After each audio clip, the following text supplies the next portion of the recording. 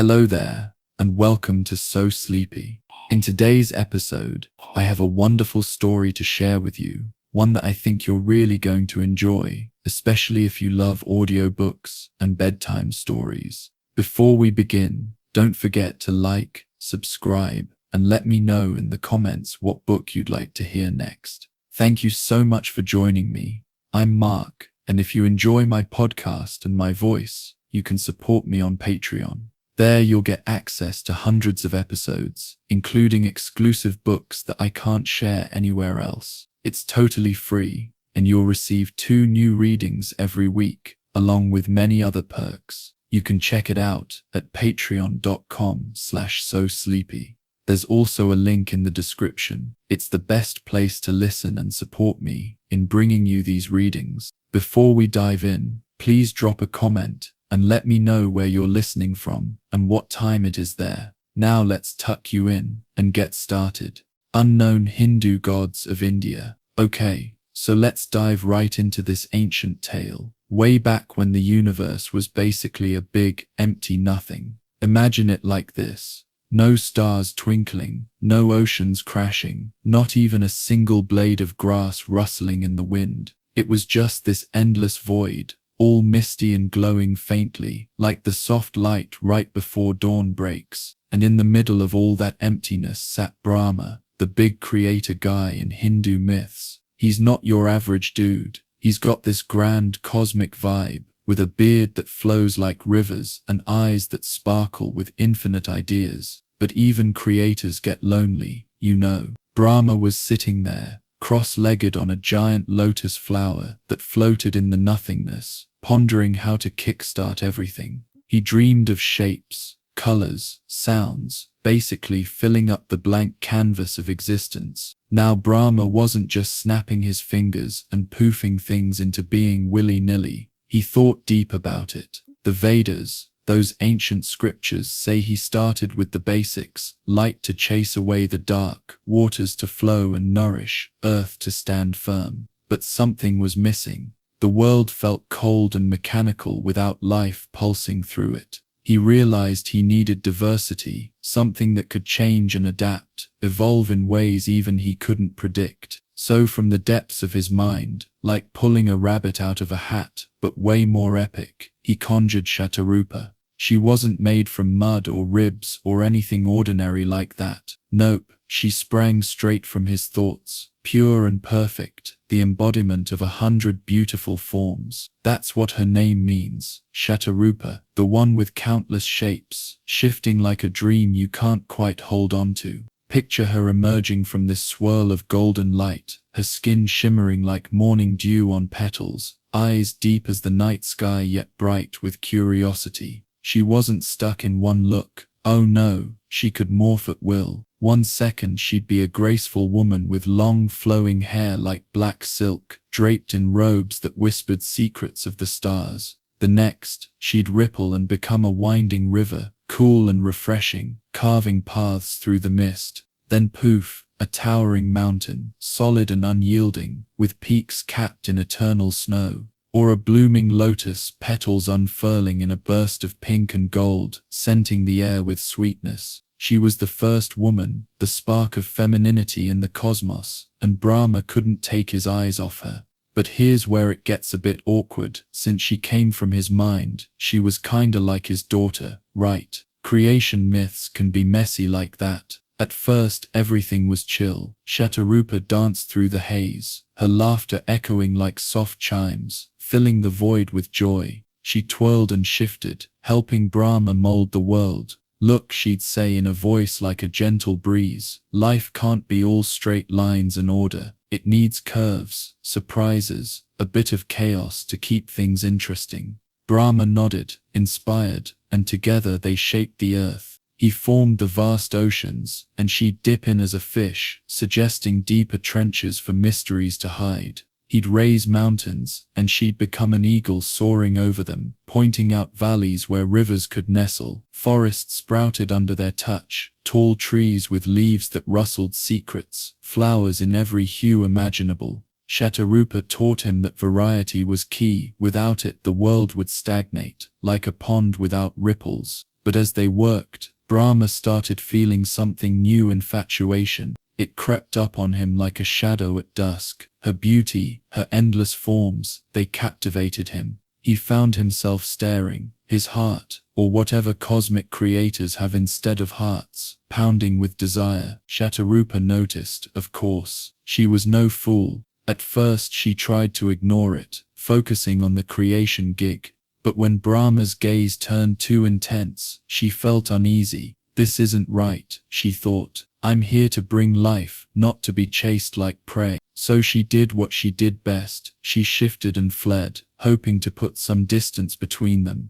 The pursuit began innocently enough, but man did it escalate. Chatarupa darted upward, leaping into the sky to escape his eyes. Brahma, not wanting to lose sight of her, sprouted a second head facing up, just like that. Now he had two heads, one looking forward, one up, both fixed on her graceful form. She zipped to the side, becoming a swift bird fluttering east. Boom! Brahma grew a third head to the right, his eyes never wavering. West, another head popped up. North, south, it didn't matter. Soon he had 4 heads, one for each direction, all beaming with that lovesick grin. Chatarupa, feeling trapped, jumped even higher, over his heads, transforming into a streak of light. And wouldn't you know it, a 5th head appeared on top, gazing upward with the same obsession. This whole chase was turning into a wild cosmic game of tag, but it wasn't fun for her. The myths say she kept changing shapes to hide. First a cow, grazing peacefully in a meadow of stars. Brahma, undeterred, turned into a bull, charging after her with thundering hooves. She morphed into a mare, galloping across the ethereal plains. He became a stallion, neighing in pursuit. Deer and stag, goose and gander, even insects buzzing through the air. She tried everything, her 100 forms flashing in a desperate bid for freedom.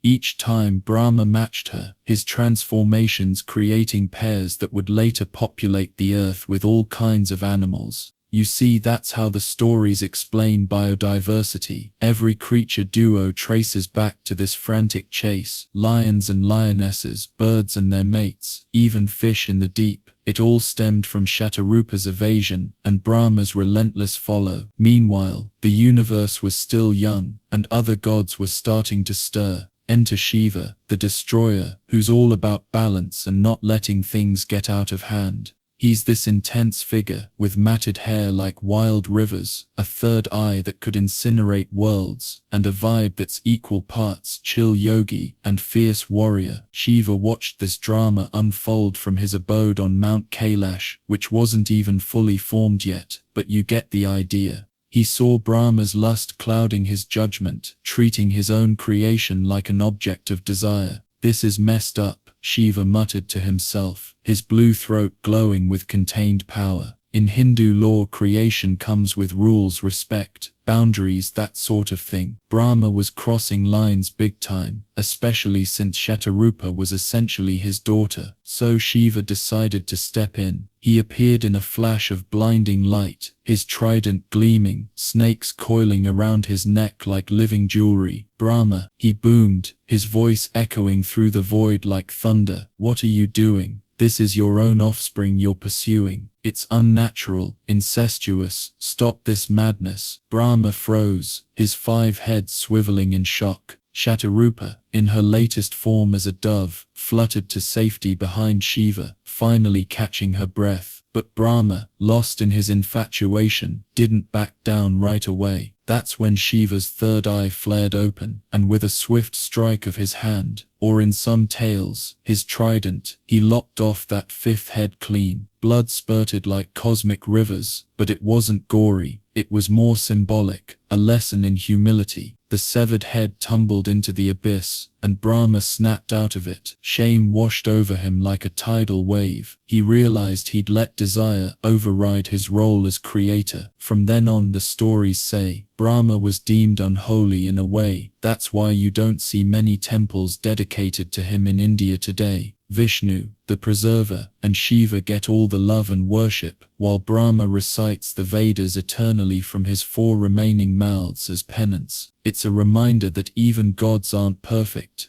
they learn from mistakes too. Chatarupa, freed from the chase, didn't hold a grudge. She was all about moving forward, adapting. The myths shift here. She's also known as Sarasvati in some versions, the goddess of knowledge and arts, or Sandhya, the twilight. But in this core tale, she took on her role as the mother of humanity. Enter Manu, the first man, created by Brahma as a sort of counterpart. Manu was wise, strong, with a beard like Brahma's but eyes full of earthly wisdom. Chatarupa married him, and together they became the progenitors of the human race. It wasn't dramatic like the chase, it was peaceful, purposeful. They settled on the newly formed earth, in a lush valley by a sparkling river, think Eden, but with more lotuses and less forbidden fruit. Their life was simple at first. Manu tilled the soil, planting the first seeds. Chatarupa had inspired, rice paddies glowing green, mango trees heavy with fruit. Chatarupa, with her shape-shifting gifts, helped in magical ways. If a drought hit, she'd become a cloud, raining gently over the fields. If wild beasts threatened, she'd turn into a fierce tigress, guarding their home. They had kids, 2 sons, Priyavrata and Uttanapada, and 3 daughters, Akuti, Devahuti, and Prasuti. These children spread out, marrying and multiplying, kick-starting civilizations. The sons became kings of ancient realms, their lineages tracing back through epics like the Mahabharata. The daughters wed sages, birthing lines of wise folk who penned the scriptures. But Chatarupa's influence went beyond just popping out kids. She embodied diversity, teaching humanity to embrace change. In those early days, as villages sprouted along rivers like the Ganges, people told stories around campfires about her. Remember Chatarupa, elders would say, the one who danced through forms. When life throws curveballs, floods, famines, wars, adapt like her. Shift, survive, thrive. Women especially revered her, whispering prayers for strength in childbirth or times of trouble. Grant me your 100 shapes, they'd murmur, tying threads to sacred trees or floating lamps on rivers. Fast forward through the ages, and her memory lingers in quiet ways. In remote Indian villages today, far from the bustling cities, folks still honor her subtly. During festivals like Navratri, when goddesses take center stage, Chatarupa might not get a big statue, but she's there in the dances, the shape-shifting tales. Yogis meditate on her as a symbol of transformation, letting go of ego, like Brahma had to. Even in modern times, with all our tech and hustle, her lesson hits home. Think about it. In a world that's always changing, pandemics, climate shifts, personal crises, we could all use a bit of Chatarupa's vibe.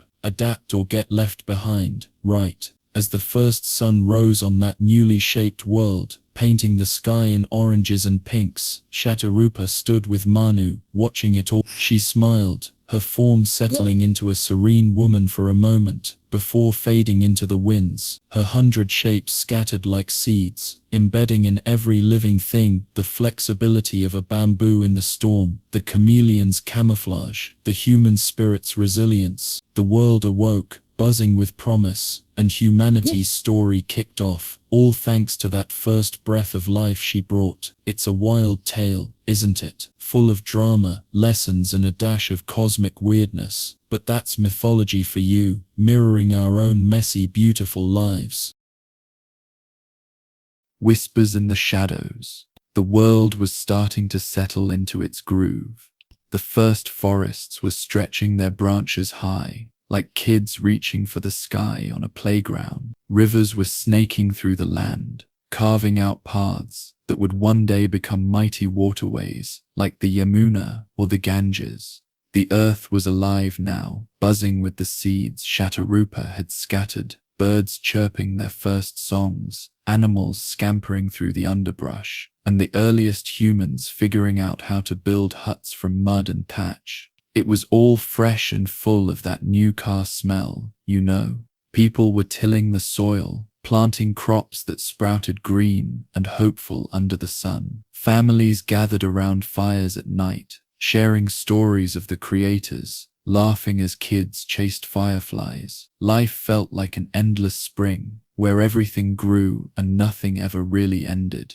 But here's the thing about life. It's not all sunshine and blooming lotuses. As the centuries rolled on, a quiet shadow started creeping in. It wasn't some big dramatic villain crashing the party. It was more like a soft fog rolling over the hills at dusk, the kind that makes you shiver without knowing why. Crops that once thrived began to wither under unexpected blights, leaves curling brown at the edges. Rivers that nourished the fields sometimes swelled into floods, washing away homes in a muddy rush. And worst of all, death started showing its face, not the peaceful kind, but the raw, heartbreaking sort. Babies who cried their first breath sometimes faded before their first steps. Warriors returned from hunts with wounds that festered, turning strong bodies weak. Loved ones slipped away in the night, leaving empty spaces around those fireside gatherings. Sorrow settled over the land like dust after a storm, and people began to whisper about it.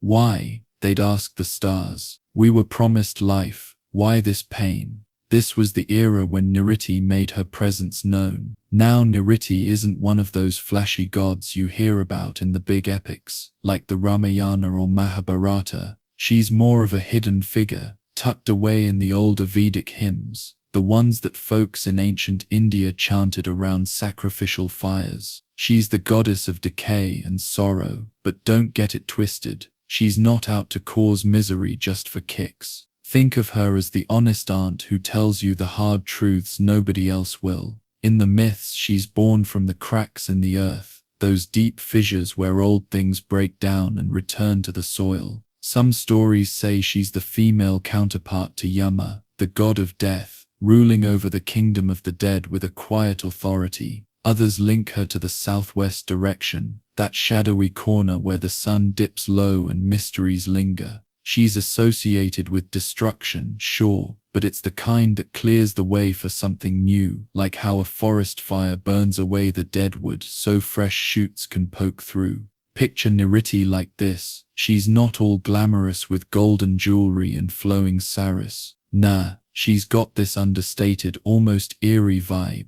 Her skin is dark like fertile soil after rain, her eyes deep pools of grey that seem to hold all the world's forgotten tears. She wears veils of misty grey, tattered at the edges like old leaves, and carries a staff made from withered branches, twisted and gnarled from years of weathering storms. Around her neck hangs a necklace of bones, not creepy ones but symbols of life's cycle, reminders that everything returns to the earth. Crows follow her sometimes, cawing softly as if sharing secrets, and she moves with a slow, deliberate grace, like she's in no rush because time is on her side. In the Vedas, she's called upon in rituals to ward off misfortune, but also to accept it when it comes. People built small altars for her under sacred fig trees, those ancient peoples with roots that dig deep into the ground, offering her black sesame seeds or wilted flowers. Nariti, protect us from decay, they'd pray, but deep down they knew she was the one who taught that decay isn't the enemy, it's just part of the deal. Her backstory, it's woven into the fabric of the cosmos. Way back in the Rig Veda, one of the oldest texts, Nariti is mentioned as a deity who dwells in the realm of the dead, a place not fiery like hell, but more like a shadowy underworld where souls rest before moving on.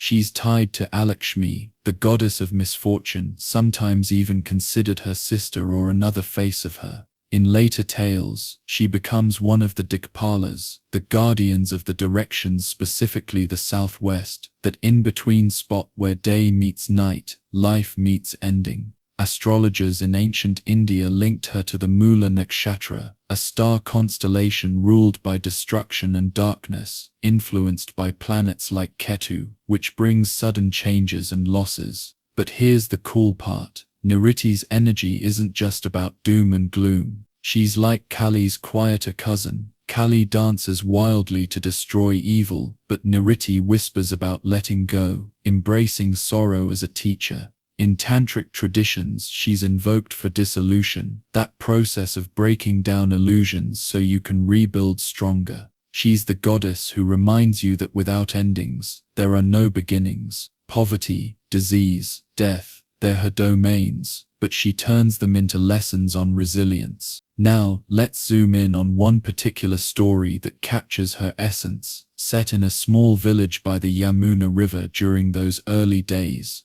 The village was called Anandpur, ironic, right? It means city of bliss, but bliss was getting hard to come by. The people there were simple farmers, living in thatched huts clustered around a central banyan tree where they held meetings and festivals. They grew rice in paddy fields that gleamed like mirrors under the monsoon rains, and millet on the drier hills. Kids played in the mud, women wove baskets from reeds, and men plowed the earth with oxen that lowed lazily in the heat. Life had a rhythm, sow in the spring, harvest in the fall, celebrate with dances and sweets during Diwali. But then a plague hit. It started subtle, a cough here, a fever there, but soon it spread like whispers through the night. Homes filled with the moans of the sick, and the air grew heavy with the scent of herbs burned to ward off evil spirits. In one humble hut on the village outskirts lived Karan, a sturdy farmer in his prime.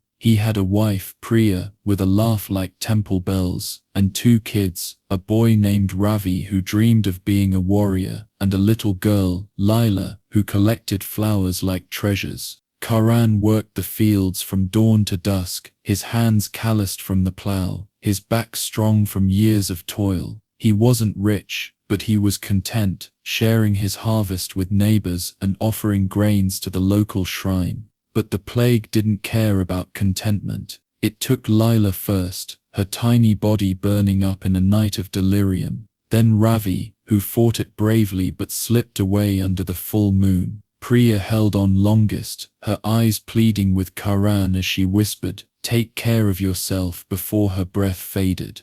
In a span of weeks, Karan's world crumbled. He buried them under the banyan tree, marking the spots with simple stones, and returned to an empty hut that echoed with ghosts of laughter. Grief hit Karan like a monsoon flood. He stopped working the fields, letting weeds choke the crops. Neighbors tried to help, bringing food or words of comfort, but he waved them away, sitting alone in the dark, staring at the walls. "Why?" he muttered to the empty air. "What did we do to deserve this?" Nights blurred into days, and sorrow wrapped around him like a shroud. One particularly stormy evening, as thunder rumbled like distant drums and rain lashed the thatch roof, Karan collapsed by his cold hearth, tears mixing with the leaks dripping from above. In his despair he called out, not to the bright gods like Vishnu or Shiva, but to whatever force governed this darkness. "If there's anyone out there who understands this pain, show yourself," he cried, his voice raw.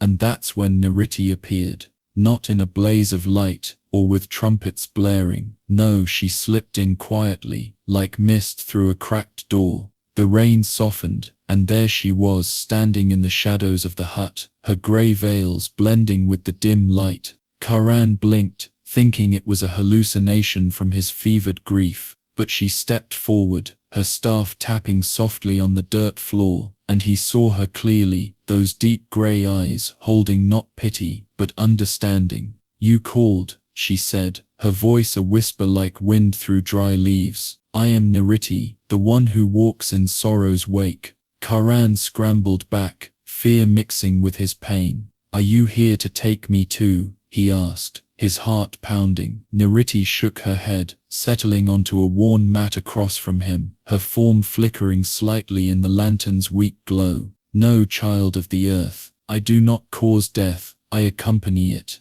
I am the decay that follows life, the sorrow that teaches depth." She didn't lecture or scold, she just sat there sharing the silence. Karan, exhausted, found himself pouring out his story, the happy days, the plague's cruel strike, the emptiness now. Nariti listened, nodding occasionally, her crows perching outside the window like silent witnesses. As the night deepened, she began to share her own tales. "I was born from the earth's wounds," she said casually, like chatting over tea. "When the world was young, after Brahma's creations, there were cracks, places where perfection failed. From those I emerged, not as a curse, but as balance. Without me, life would overflow." choking itself. Think of a river without banks, it floods everything. Sorrow gives shape to joy. She told him of ancient times, when gods themselves faced loss, how even Shiva mourned Sati's death, dancing in rage that birthed new cycles. Yama, my brother in duty, guides souls to rest, she explained, but I handle the living's pain, the poverty that humbles kings, the diseases that remind us of fragility. Karan listened, his tears drying as her words sank in. They talked through the night. Nariti didn't offer miracles, no bringing back the dead or instant healing. Instead, she shared wisdom wrapped in stories. Look at the fig tree outside, she said, pointing to the sacred people where villagers prayed. Its leaves fall in winter, branches bare and twisted. But come spring, new buds burst forth. Decay feeds the roots. Karan thought of his fields, overgrown but rich with fallen matter that could nourish fresh seeds. Your family is gone, she admitted bluntly, but their love lingers in you. Let sorrow be the soil for tomorrow's bloom. She taught him rituals, simple ones, like offering black sesame to honor the departed, or sitting in silence to embrace the pain, rather than fight it. By dawn, as the rain cleared and birds stirred, Karan felt a shift, not happiness, but a quiet strength. Nariti rose, her veils swirling. Remember, I am always near, in the wilted flower, the empty hearth. Call on me not to banish sorrow, but to walk through it. She touched his forehead lightly, leaving a cool sensation like morning dew, and vanished into the mist, her crows cawing farewell. Karan didn't bounce back overnight. Grief isn't like that. But he started small, clearing the weeds from his field, one patch at a time. Neighbors noticed, joining him, sharing their own losses. The village, scarred by the plague, began healing together. They built a small shrine for Nariti under the banyan, not grand like Shiva's temples, but humble, a stone platform, with withered branches and grey cloths. Women left offerings of neem leaves for protection against disease. Men chanted Vedic hymns, invoking her as guardian of the southwest, warding off misfortune.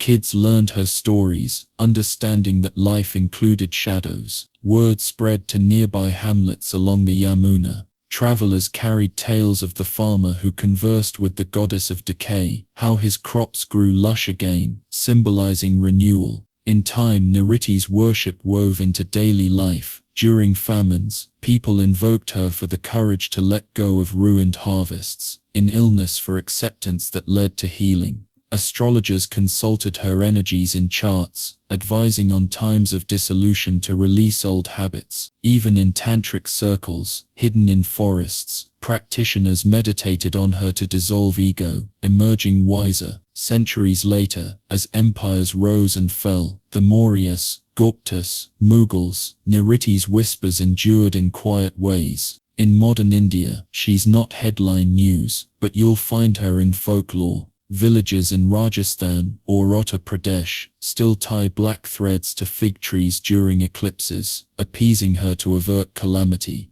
During Pitru Paksha, the fortnight for ancestors, offerings echo her rites. Psychologists might call her archetype the shadow self, that part we integrate for growth. In a world of pandemics and losses, her lesson hits home. Sorrow isn't to be feared, but faced. It's the compost for new life. Karan lived out his days in Anandpur, remarrying eventually, fathering more children who carried his resilience. He became the village elder, sharing Nariti's wisdom around fires. She's not cruel, he'd say with a wry smile. She's real. And as the sun set each day, casting long shadows, people nodded, feeling her presence in the whispers of the wind. Life went on, fuller for the darkness it had known.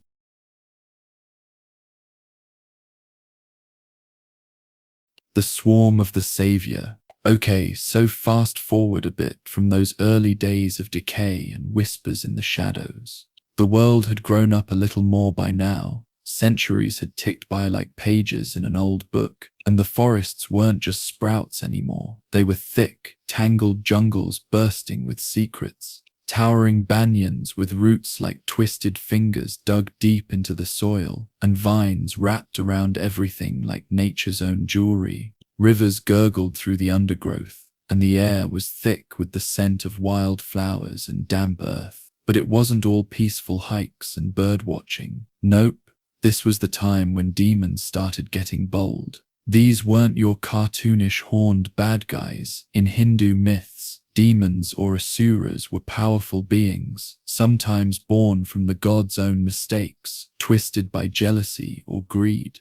They'd roam the woods, warping trees into snarling monsters with bark that snapped like jaws, or snatching away the innocent laughter of kids playing by the streams. Villagers huddled in hidden valleys for safety, their thatched roofs peeking out like shy mushrooms, and folks lived with one eye on the horizon, always watching for trouble. In one such tucked-away spot, deep in a valley ringed by misty hills, let's call it Suraksha Nagar, meaning protected village, there lived a young warrior named Lila. She wasn't some muscle-bound hero from the epics, think more like a tough, no-nonsense girl in her late teens, with sun-kissed skin, hair tied back in a practical braid, and eyes sharp as arrowheads. Lila had grown up hearing stories from her grandmother about the old gods, the ones who shaped the world, but she was all about action over prayers. Her dad had been the village guard before a rogue tiger took him, so she stepped up, training with a bow carved from sacred teak and arrows fletched with peacock feathers. The villagers loved her, kids followed her around like puppies, elders blessed her with turmeric smears on her forehead, and even the local blacksmith forged her a special dagger etched with protective mantras. Life in Suraksha Nagar was simple, farming rice in terraced fields that glowed emerald in the rains, weaving baskets from bamboo and gathering around bonfires at night to sing folk songs about forgotten deities. But peace doesn't last forever in these tales, right?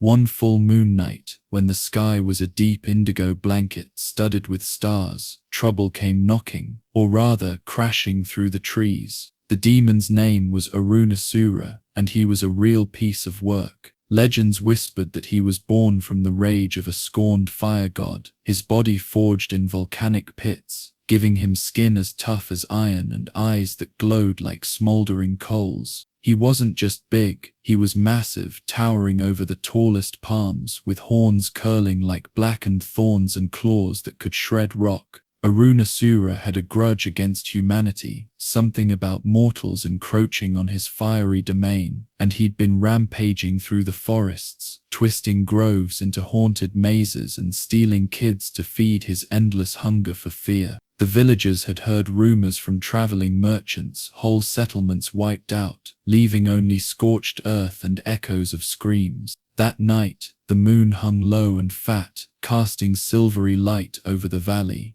Lila was on watch, perched on a rocky outcrop overlooking the village, her bow slung over her shoulder. The air was alive with crickets chirping and owls hooting, but then everything went dead silent, like the forest was holding its breath. A low rumble started, shaking leaves from branches, and bursts of flame lit up the tree line. Demons, Lila muttered, knocking an arrow. She blew the warning horn, a deep buffalo call that echoed through the huts, rousing everyone. Villagers grabbed whatever they could, pitchforks, sickles, even kitchen knives, and huddled behind barricades of thorn bushes. Kids whimpered in their mothers' arms, and elders chanted protective verses from the Vedas. Arunasura burst into the clearing like a nightmare on legs, roaring so loud it split the night. Flames licked from his mouth, singeing the grass, and his eyes fixed on the village with hungry glee. Mortals, he bellowed, his voice like grinding stones, your laughter ends tonight. I claim this valley for the shadows. He swatted at a hut, sending it crumbling in a shower of sparks. Lila didn't hesitate. She let fly her first arrow straight and true, aiming for his eye. It struck, and bounced off like a pebble on armor. She fired again, and again, each shot perfect but useless against his iron hide. The demon laughed, a guttural sound that chilled bones, and charged forward, his claws raking furrows in the earth. The villagers fought back bravely. Men hurled spears, women threw pots of boiling oil, but it was like ants battling a bull. Arunasura swept them aside, his flames scorching fields and homes. Lila dodged a swipe that could have cleaved her in two, rolling through the dirt and coming up with her dagger. She slashed at his leg, drawing a thin line of ichor, but he barely noticed, backhanding her into a tree. Pain exploded in her ribs, stars dancing in her vision, as she gasped for air, watching her people scatter in terror. Desperation hit hard. Please, she whispered to the night, not to any specific god, but to the unseen forces woven into nature, the winds, the flowers, the humming life all around. If there's anything out there, help us. We're small, but we fight for what's right. And that's when the magic happened. From the blooming jasmine vines climbing the village walls, those sweet-scented white flowers that perfumed the air, rose a soft hum. At first it was faint, like a distant beehive, but it grew, vibrating through the ground. Petals swirled up in a whirlwind, coalescing into a figure. There she was, Brahmari, the goddess of bees, an avatar of the great mother Parvati. Now Brahmari isn't one of the superstar deities like Durga or Lakshmi. She's more niche, tucked away in the Purans like the Divi Bhagavata. Her name means the one who hums like a bee, and she's all about protecting the vulnerable with the power of the small and fierce. Legends say she emerged when the gods were in a bind. Demons like Arunasura's kin were terrorizing the heavens, and even the big guns like Shiva and Vishnu needed backup. Parvati, Shiva's wife, transformed into Brahmari to handle it, summoning swarms that could overwhelm any foe.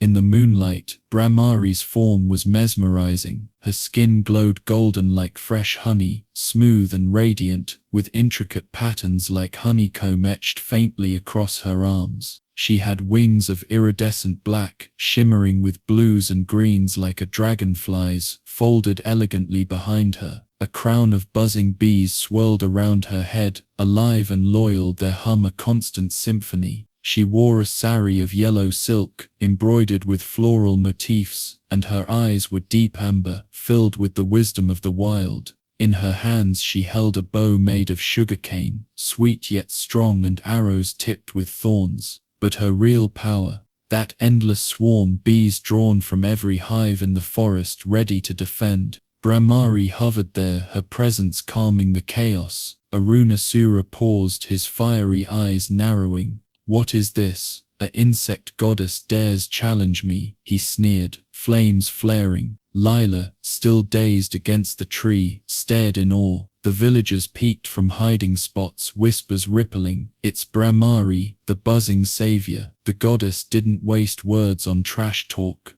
With a soft chant that sounded like summer winds rustling through meadows, melodic, hypnotic, she raised her arms. Om Brahm Brahm Brahmari Nirma, she intoned, the mantra vibrating like a hive's heartbeat. And then the swarm unleashed. It started as a cloud, bees pouring from flowers, trees, even the ground, honeybees, bumblebees, carpenter bees, all shapes and sizes, united in fury. They buzzed in formation, a living tornado spiraling toward Arunasura. He swatted at them, his massive hands flailing, but for every bee crushed, 10 more took its place. They targeted his weak spots, stinging his glowing eyes, buzzing into his ears, filling his roaring mouth with stings. The demon howled, flames sputtering as bees clogged his throat, his iron skin, useless against thousands of tiny lances, each injecting venom that burned like acid. Arunasura staggered, clawing at his face, his roars turning to gurgles. The swarm was relentless, a golden-black wave that obscured him entirely. Lila watched, her pain forgotten, as the battle raged. Brahmari floated serenely, directing the assault with graceful gestures, her hum guiding the bees like a conductor's baton. The demon tried to flee, crashing through trees, but the swarm pursued, stinging without mercy. Finally, with a earth-shaking thud, Arunasura fell, his body convulsing as the venom coursed through. Flames died out, his iron skin cracking like dry earth, and he dissolved into ash, carried away on the wind.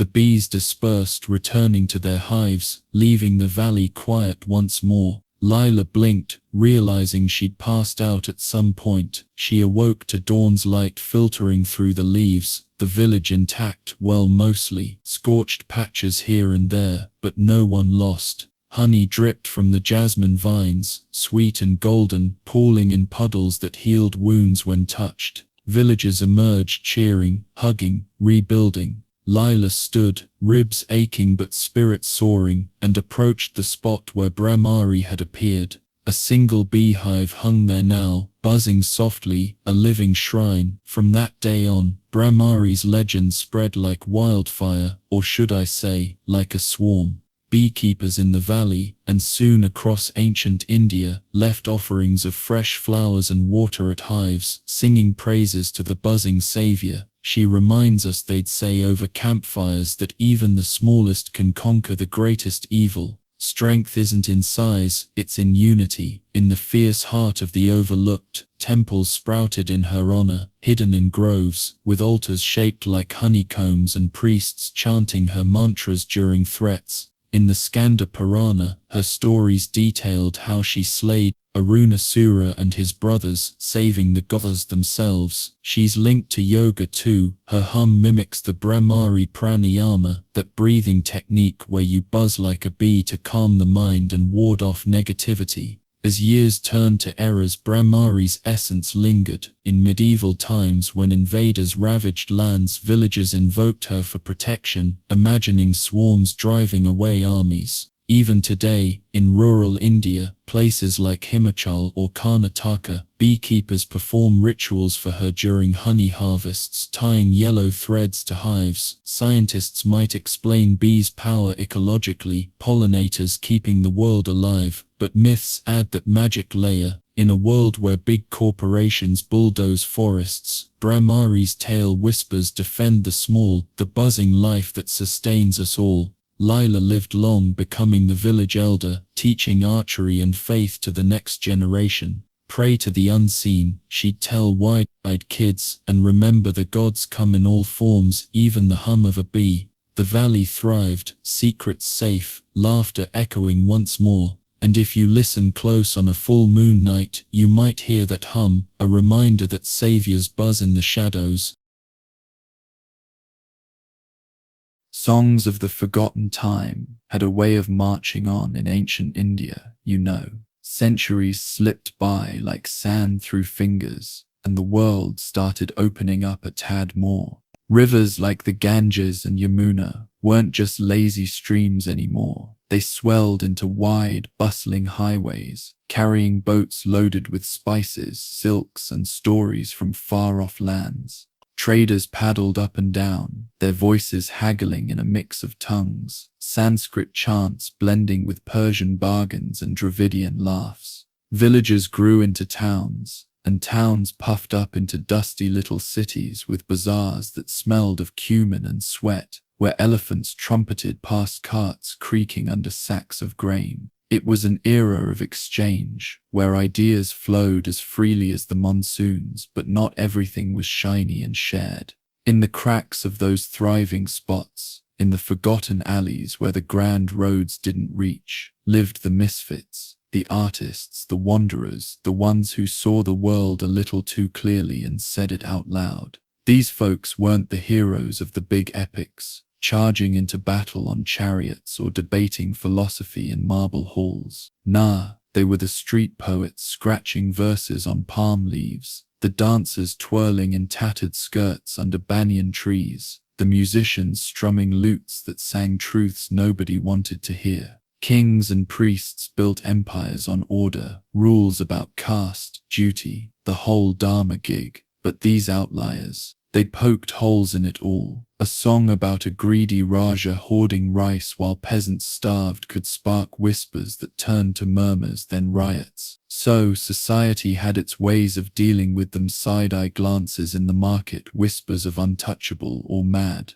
and eventually a quiet boot out the gate. Go sing to the winds, the elders would mutter, slamming doors. It was a time when conformity was king, and creativity, well, that was for the shadows. Enter Mira, our girl in this tale. She wasn't born to riches or renown. Picture her growing up in a dusty town called Vaniyapuram, smack in the middle of the Deccan Plateau, where the earth baked red under the sun, and winds carried the scent of dry jasmine. Vaniyapuram wasn't on any trade map. It was one of those forgotten spots, a cluster of mud brick homes huddled around a crumbling temple to some local deity, with fields of millet stretching out like a golden sea. Mira's folks were weavers. Her dad hunched over a loom all day, threads flying like spells from his fingers. Her mom dyeing yarns in pots that bubbled with indigo secrets. Mira, the middle kid in a gaggle of 5, had a spark from the start.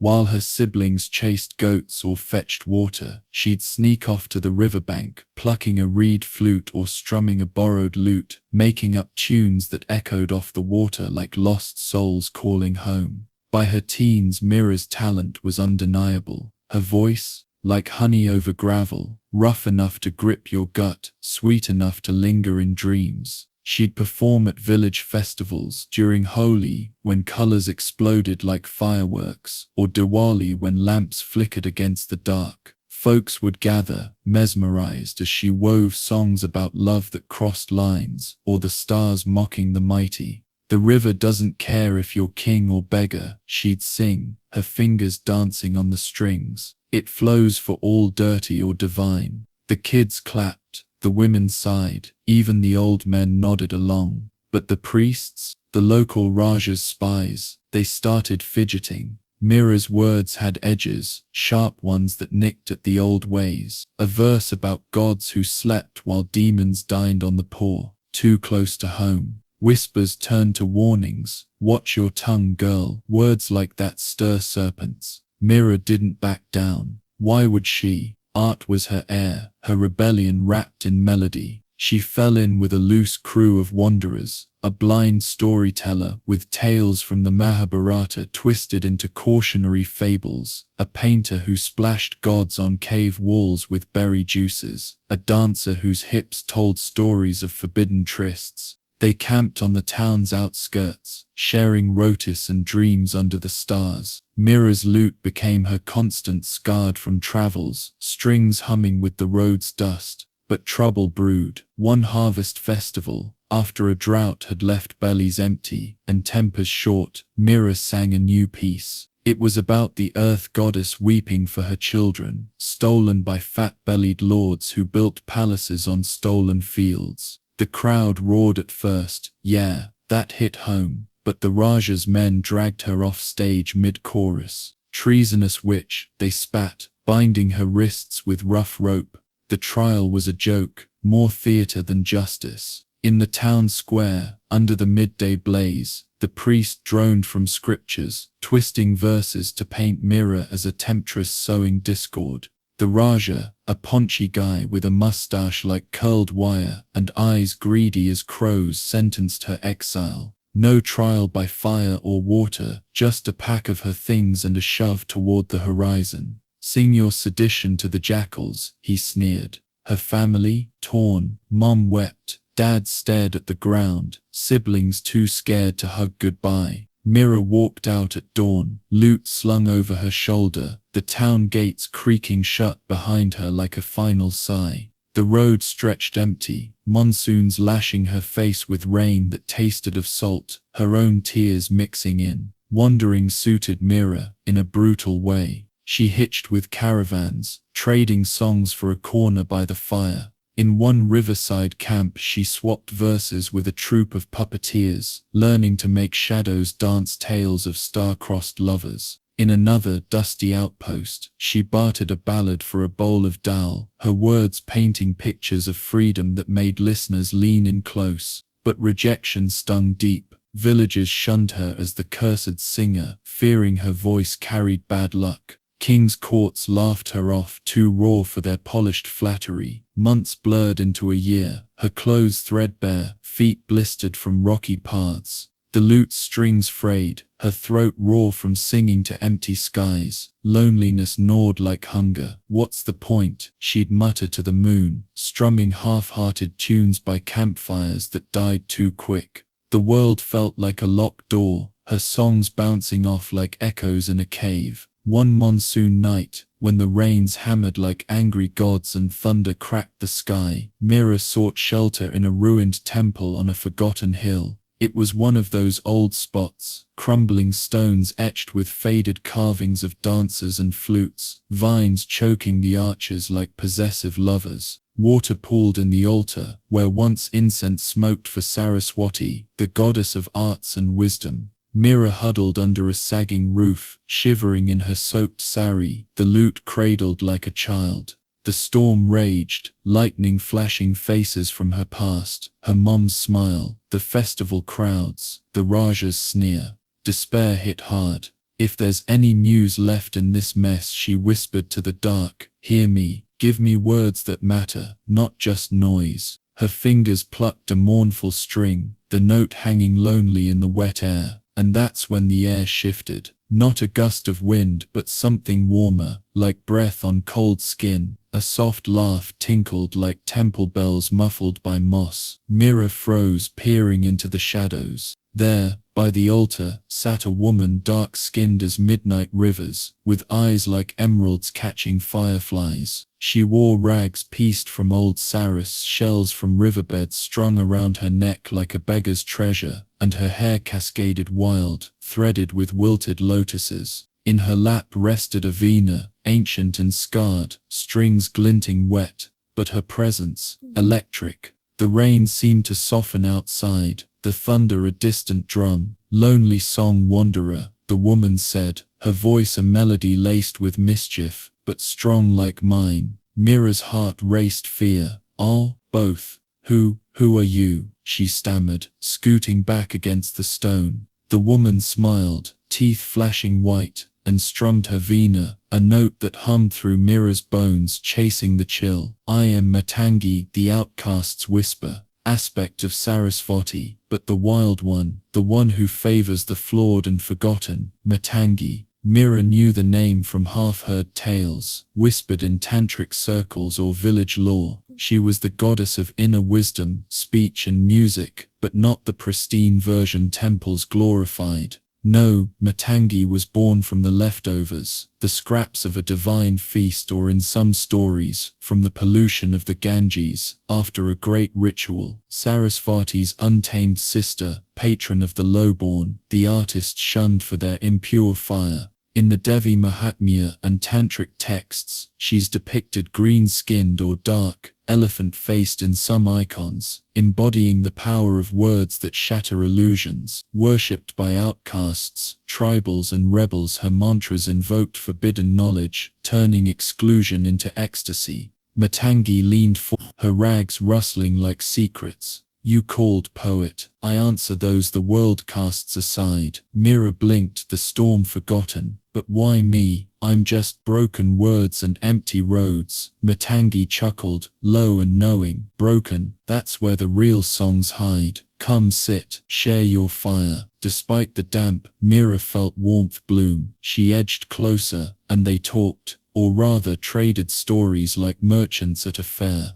Matangi didn't preach, she shared, casual as old friends. I was born from excess, she began, plucking a veena string that sang of rivers. When the gods feasted after creation's chaos, the leftovers, wine stains, fruit rinds, echoes of laughter, coalesced into me. Sarasvati, pure and river-born, turned away at first. Impure they called me. But I claimed my voice in the margins, teaching that wisdom flows from the mud, not just the mountaintops. Mira listened, rapt as Matangi spun yarns. One tale, a tribal girl in the Vindhyas, shunned for her witch dances, who invoked Matangi and wove spells of rain from songs saving her clan from drought. Another, a court poet, exiled for verses mocking the emperor, who found Matangi by a polluted pond, her touch turning poison into poetry that toppled thrones. See, Matangi said, eyes twinkling, the rejected hold the deepest magic. Your songs? They're not curses, they're keys. She reached out, her fingers adorned with shell rings brushing Mira's lute. A spark jumped, like lightning in veins, and the instrument glowed faintly. Mira strummed, tentative, and words poured out. not her old angry rants but something richer, a ballad of the weaver's daughter who wove stars into cloth defying the loom of fate. It flowed like the Ganges after rains, raw, relentless, beautiful. They spent the night like that, rain a curtain around their sanctuary. Matangi taught tricks, how to infuse mantras into melodies, drawing from the chakras, the throat's Vishuddha for clear speech, the heart's Anahata for truth. Sing from the floors, she urged. The crack lets the light in. Mira shared her pains, the exile's sting, the silence of empty audiences, and Matangi nodded. No pity, just mirrors. I've wandered those roads too, veiled in shadows, whispering to crows and winds. By dawn the storm cleared, sky blushing pink. Matangi rose, Venus slung like a warrior's sword. Go back, Mira, your voice is ready.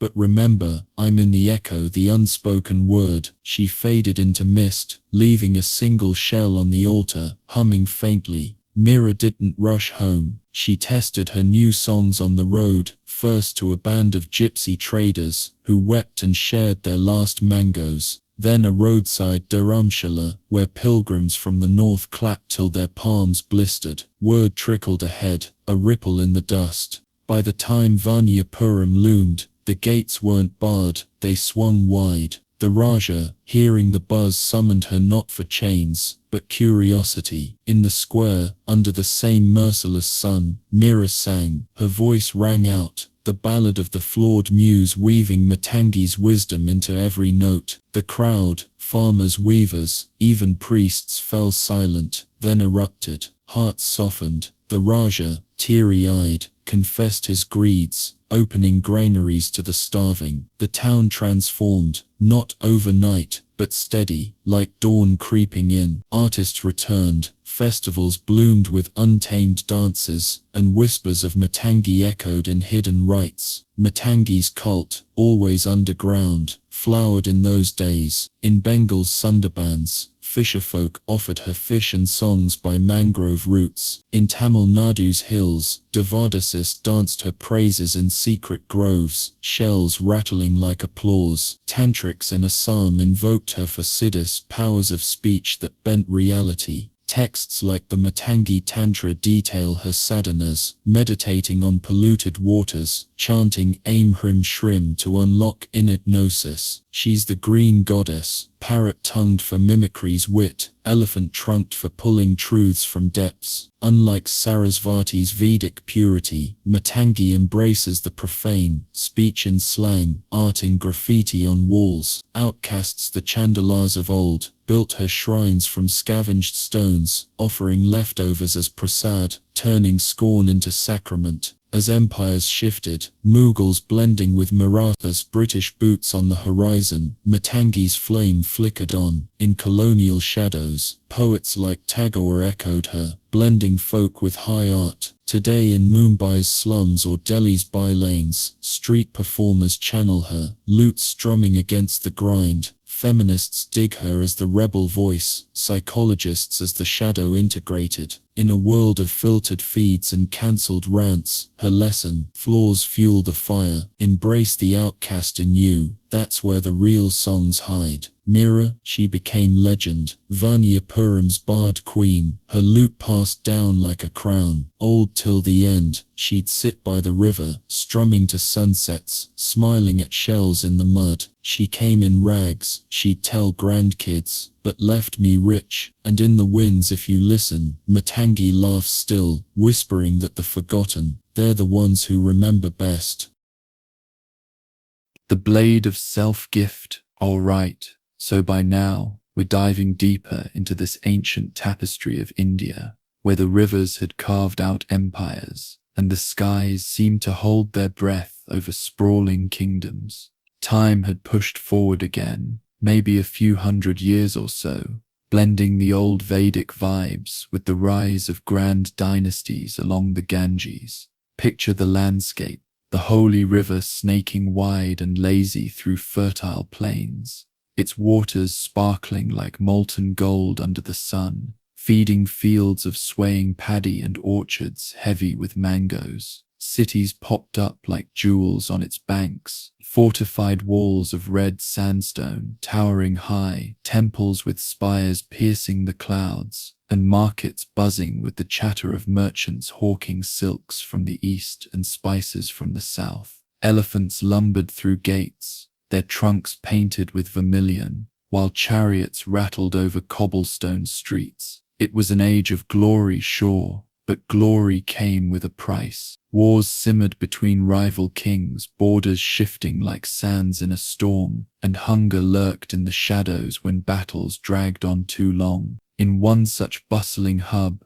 the city of Vikramaditya, named after its ruler King Vikram, who fancied himself a legend like the old tales, life pulsed with a mix of opulence and tension. The king was a complex guy, tall and broad-shouldered, with a beard trimmed to perfection, and eyes that could charm a snake or strike fear like lightning. He'd built his realm on conquests, amassing gold from raided villages and tribute from vassals. But lately, ambition had bitten back. A rival warlord from the northern hills, a brute named Karavala, with an army of hardened nomads, had laid siege to the city. For months now, the walls held firm archers picking off attackers from turrets, but inside, supplies dwindled. Granaries that once overflowed with rice and wheat now echoed empty, and the river, blockaded by enemy boats, offered no relief. People rationed scraps, watery gruel for the masses, while the palace still feasted on hidden stores. Whispers of rebellion stirred in the alleys, where beggars huddled under tattered awnings and mothers hushed crying babies with empty promises. Amid this mess lived Sita, not the epic queen from the Ramayana, but a priestess in her own right,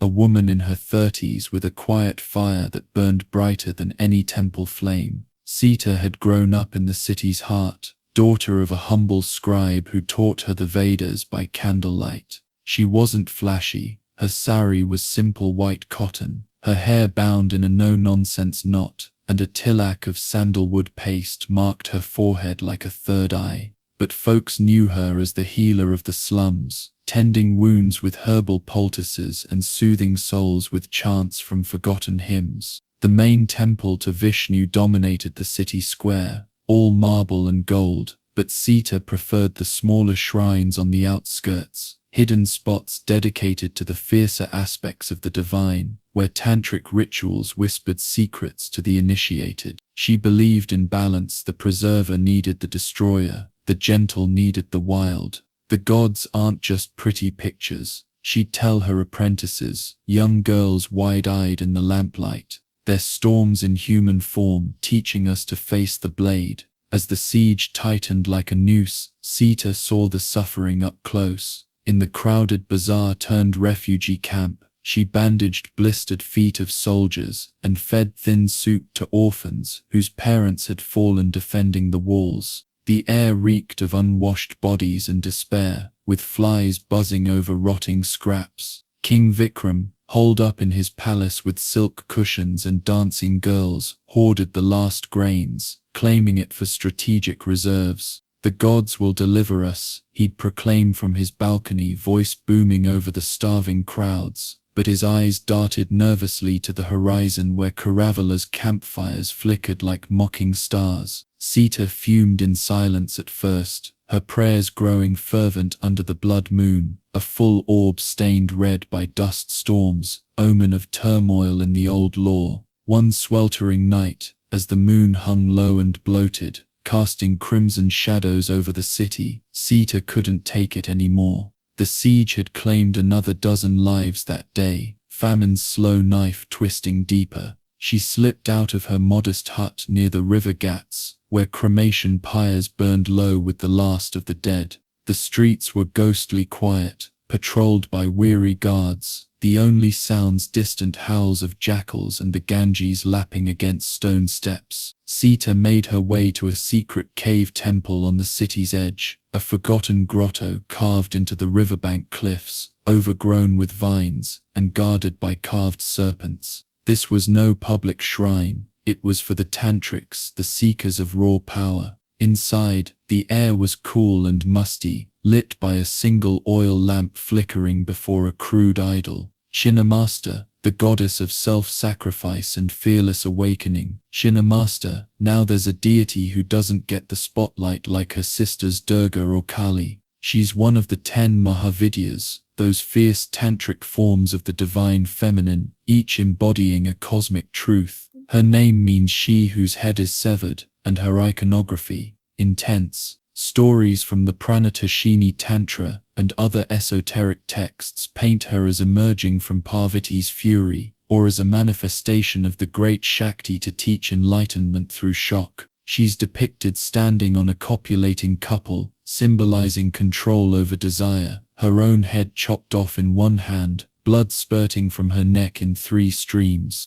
2 jets feed her attendants Dakini and Varnini, while the third flows back into her mouth, a loop of self-nourishment. It's gruesome at first glance, but dig deeper. It's about surrender, cutting off the ego to feed the spirit, transcending limits through radical giving. In tantric paths she's invoked for courage in crisis. Her mantra Hreem Klim Aim Vajra Vairo Chaniye Hum Hum Fat Svaha, buzzing like a blade through illusions. Worshipped in hidden ashrams across Bengal and Nepal, her rites involve red hibiscus offerings and meditations on dissolution, letting go to gain everything. Sita had discovered this shrine years ago, drawn by whispers from a wandering sadhu. Shinamaster cuts the chains, he'd said, eyes gleaming, but only for those brave enough to wield the blade. Now under the blood moon's gaze filtering through cracks in the cave, Sita prepared her ritual. She bathed in the Ganges first, the cold water shocking her skin, then entered barefoot, scattering rice grains as protection. On the altar she placed a coconut, symbol of the head,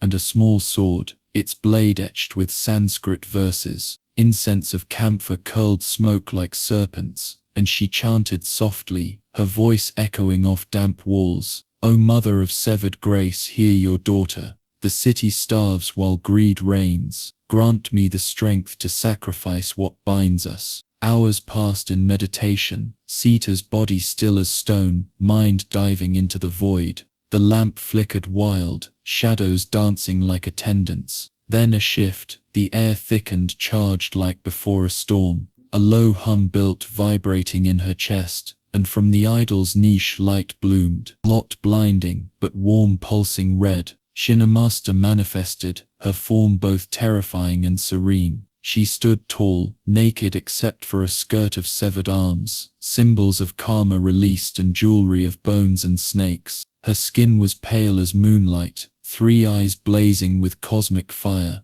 In her left hand she held her own severed head, eyes wide and alive, tongue lolling in ecstasy. From the neck stump, blood arced in ruby streams, 2 nourishing her companions. Dakini, wild-haired and fierce, Varnini, graceful and knowing, and the third curving back to her lips, a cycle unbroken. In her other hands she wielded a scimitar and a skull cup, feet planted on Rati and Kama, the lovers entwined in bliss below. Sita gasped, prostrating forehead to cold stone. Goddess, she whispered, why this suffering? The king hoards while we perish. Shinamaster's voice resonated, not spoken but felt, like thunder in bones. Child, look beyond the veil. I am the blade of self-gift. Born from Parvati's hunger in the forest, I severed my head to feed my sisters, turning lack into abundance. Ego is the true siege, cut it, and walls fall.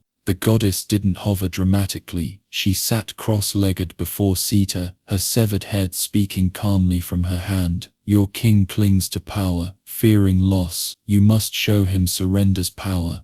They conversed through the night, Shinamaster sharing her lore casually, like a mentor over chai. In the ancient days, she said, blood streams flowing steady. Demons of attachment plagued the gods. I arose from Chandi's wrath, my form shocking even Shiva. But see, from my death comes life, blood as nectar, feeding the universe. Sita learned rituals visualizing the chop, releasing fears like smoke. To save others, offer your illusions, the goddess urged. Visions flooded Sita's mind, past sieges broken by acts of radical giving, ascetics who fasted to invoke rains. By dawn, as the moon faded, Shinamaster blessed her with a touch, cool as steel, warm as blood. Go, priestess, wield the blade within. She dissolved into light, leaving the cave humming. The coconut cracked open on the altar, milk spilling like grace. Empowered, Sita didn't waste time. She marched to the palace, her white sari stark against the dawn crowds. Guards barred her at first. The king sees no one, but her eyes burned with divine fire, and they parted like reeds in wind. In the throne room, Vikram lounged on cushions, advisors murmuring strategies. He looked up, annoyed. Priestess, this is no time for prayers. Sita stood tall, voice steady. Majesty, the gods have spoken. Your hoards are chains. Open the granaries, share with the people, and the siege breaks. Laughter rippled. Foolish woman, but Sita pressed on, words sharp as Chinnamaster's scimitar. She described her vision, the goddess's self-gift, how clinging breeds ruin, sacrifice ego, and abundance flows. Hoard and we all fall. Vikram wavered, his face paling at her intensity. Whispers of omens, the blood moon, strange lights by the river, had reached him. What if we starve faster? He grumbled. Sita smiled faintly. True power lies in release. Trust the cycle. Moved perhaps by fear or flicker of wisdom, he nodded. Gates to the stores swung open, grains distributed, rice cascading like waterfalls feeding the masses. Cheers erupted, morale soaring. That night, rains came, monsoons untimely, but welcome, swelling the Ganges to burst enemy blockades. Caravella's camp flooded, his army retreating in chaos. The siege shattered, not by swords but surrender. Sita returned to her hut, spirit renewed, the city hailing her as savior. Shinnamaster's shrine grew, hidden but honored, seekers meditating on her form in caves across the land. In tantric traditions, her worship flourished. During Navratri, red-clad devotees chanted her bija mantras, offering severed gourds as heads. Texts like the Mandamala Tantra detailed her sadhanas, visualizing blood as prana, transcending duality. She's linked to the third eye chakra, awakening kundalini through shock. In Nepal's Kathmandu Valley, festivals paint her icons in blood red, dancers embodying her ecstasy. As dynasties rose, Chulas in the south, Pala in the east, Shinnamaster's blade cut through veils. Medieval yogis invoked her for siddhis, alchemists for transmutation. Even in colonial shadows, rebels drew her fierce grace against oppression. Today in bustling Varanasi, or quiet Himalayan retreats, tantrics honor her, reminder that sacrifice isn't loss, but liberation. In a world of hoarding wealth and fears, her lesson, chop the head of selfishness, and life flows eternal. Sita lived long, teaching apprentices the goddess's way. She showed me, she'd say over flickering lamps, that giving everything gives back more. The Ganges rolled on, empires faded, but Shinnamaster's blood looped timeless, a gift from the blade. Echoes from the empty hearth. The world of ancient India was evolving, with those mighty empires along the Ganges starting to feel the strain of nature's whims. The monsoons, which had always been a blessing for the crops, were getting fiercer now, storms rolling in like angry giants, dumping rain that turned gentle rivers into raging torrents. Floods became a regular nightmare, sweeping through valleys and leaving behind mud-slicked ruins where homes once stood. Up in the remote mountain villages, tucked away in the Himalayas or the Western Ghats, life was even tougher. These places weren't the glamorous cities with golden temples. They were clusters of stone and wood huts, clinging to slopes like stubborn goats, surrounded by terraced fields that grew barley or herbs, and forests thick with pines that whispered secrets in the wind. People here lived close to the bone, herding sheep, brewing teas from wild plants, and telling stories by hearthfires to chase away the chill. But when the rains came hard, they took everything. Livestock drowned, bridges collapsed, and families were torn apart, leaving survivors to pick through the wreckage with numb hands and heavy hearts. This was the era when widowhood became a shadow that loomed large. In those times, society had strict rules. Women were tied to their husbands' fates, and losing one meant a life on the edges, draped in white saris, shunned from festivals because they were seen as inauspicious. But amid all that hardship, a goddess like Jumavati started making sense to folks. She's not your typical deity with sparkling jewels and a benevolent smile. Nah, Jumavati is the crone of the pantheon, one of the 10 Mahavidyas, those fierce tantric goddesses who represent the raw, unfiltered sides of the divine feminine. Think of her as the embodiment of everything society sweeps under the rug: loss, detachment, poverty, and the kind of wisdom that only comes from staring into the void. Her name comes from Juma, meaning smoke, and she's all about that hazy, lingering aftermath of destruction, the smoke left after a fire has burned everything to ash. In the myths, she's the primordial darkness, the ignorance before creation kicks in, and the emptiness after everything falls apart. She's not out to comfort you with hugs. She's there to teach that sorrow is a guru, forcing you to let go and find strength in solitude. Her origin stories are as smoky and elusive as she is. One popular legend ties her back to Sati, Shiva's first wife. Sati was this fiery, devoted woman who couldn't stand the insult when her father, Daksha, threw a big yajna and snubbed Shiva. Enraged, she immolated herself in the sacrificial fire, her body turning to smoke that filled the air with grief. Shiva went berserk, dancing the Tandava with her corpse, and from that chaos, Jumavati emerged as the widow aspect, symbolizing the desolation left behind. Another tale gets even more personal, and a bit weird. Parvati, Shiva's second wife, was hanging out in the Himalayas one day, feeling an insane hunger. Shiva was meditating or something, so she just up and devoured him whole. When he realized what happened from inside her belly, he cursed her. "May you become a widow." Parvati belched out smoke, spitting him back, and transformed into Jumavati, the old widowed form, cursed to wander alone. It's a wild story, but it highlights her themes: uncontrolled desires leading to loss, and the need for detachment. In tantric lore, she's born from the leftovers of creation, representing the void where nothing grows, but everything dissolves back into potential. Icon-wise, Jumavati is depicted in a way that's meant to unsettle you at first, but then make you think deep. She's an elderly woman, wrinkled and gaunt, with disheveled grey hair flying wild like storm clouds. Her skin is smoky grey, or ashen, eyes sunken but piercing with ancient knowledge. She rides a chariot without horses, sometimes pulled by crows, those ominous birds that pick at the dead, or just a crow as her vahana. In her hands, she holds a winnowing basket, that simple tool for separating grain from chaff, symbolizing how she sifts through life's illusions to reveal truth. She's often shown with a begging bowl or a skull, dressed in tattered clothes, teeth missing or crooked, embodying poverty and ugliness that society fears. No jewelry, no beauty, just raw, unadorned reality. Crows flock around her, cawing prophecies, and she's linked to the southwest direction, that twilight zone of inauspiciousness. Philosophically, she's the goddess of the void, teaching non-attachment. Let go of ego, desires, and you'll find liberation. In the Vedas and Puranas, like the Devi Bhagavati, she's invoked to destroy enemies, but more importantly, to grant wisdom from failure.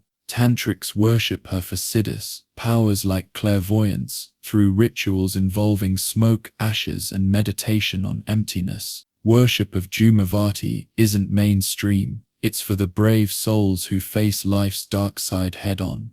Her Jayanti falls on the 8th day of the bright half of Jayas the month, when devotees fast, offer black sesame or neem leaves, and chant mantras like Om Jumavati Svaha. Temples are rare. There's one famous in Varanasi at the Jumavati Mandir, hidden in alleys where widows pray for peace, and another in Rajasthan's Pitambara Peeth, Rituals happen at night, in cremation grounds or isolated spots, with offerings of stale food or leftovers, embracing the inauspicious to transcend it. She's especially revered by widows who see in her a mirror of their solitude, turning it into spiritual power. Legends say she grants boons to those who embrace loss without bitterness, like protecting from poverty or revealing hidden truths. Now, let's zoom into a specific tale that captures her essence, set in a remote mountain village called Himagiri, nestled high in the Garhwal Himalayas, where snow-capped peaks kissed the clouds, and eagles soared like guardians. The village was a tough spot, paths carved into cliffs, homes built from slate and pine, with hearths that burned yak dung for warmth. Folks there lived off goat milk, wild berries and stories passed down from elders. Rani was one of them, an elder herself in her 50s, with weathered skin from years of mountain winds and hands calloused from spinning wool. She'd been the heart of Himagiri, wife to a shepherd named Hari, mother to 2 strapping sons who herded flocks up the slopes, and a storyteller who wove tales of gods around the village fire.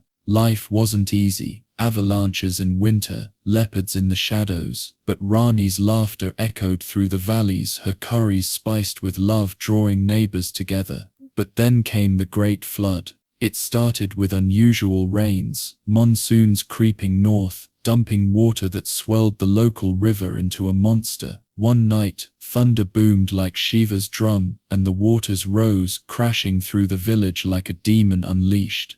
Rani awoke to screams, the hut shaking as mud and debris slammed against walls. Hari grabbed her hand, yelling for the sons, but the flood was merciless. It swept away the bridge, then the homes on the lower slopes, taking Hari as he tried to save a neighbor's child. The sons vanished in the torrent, their cries lost in the roar. Rani clung to a rock outcrop, battered by waves until dawn broke grey and silent. When the waters receded, Himagiri was a ghost, huts reduced to rubble, fields buried in silt, livestock gone. Rani stumbled through the mess, finding bodies, her family's among them. She buried them on a hillock under pine trees, marking graves with stones, her tears mixing with the mud. Grief hit like an avalanche, burying her alive. Rani retreated to her half-ruined hut, the hearth cold and empty, no more curries bubbling or laughter ringing. Neighbors, those who survived, tried to help, bringing flatbreads or wool, but she waved them away, sitting in the dark, staring at flames that wouldn't light.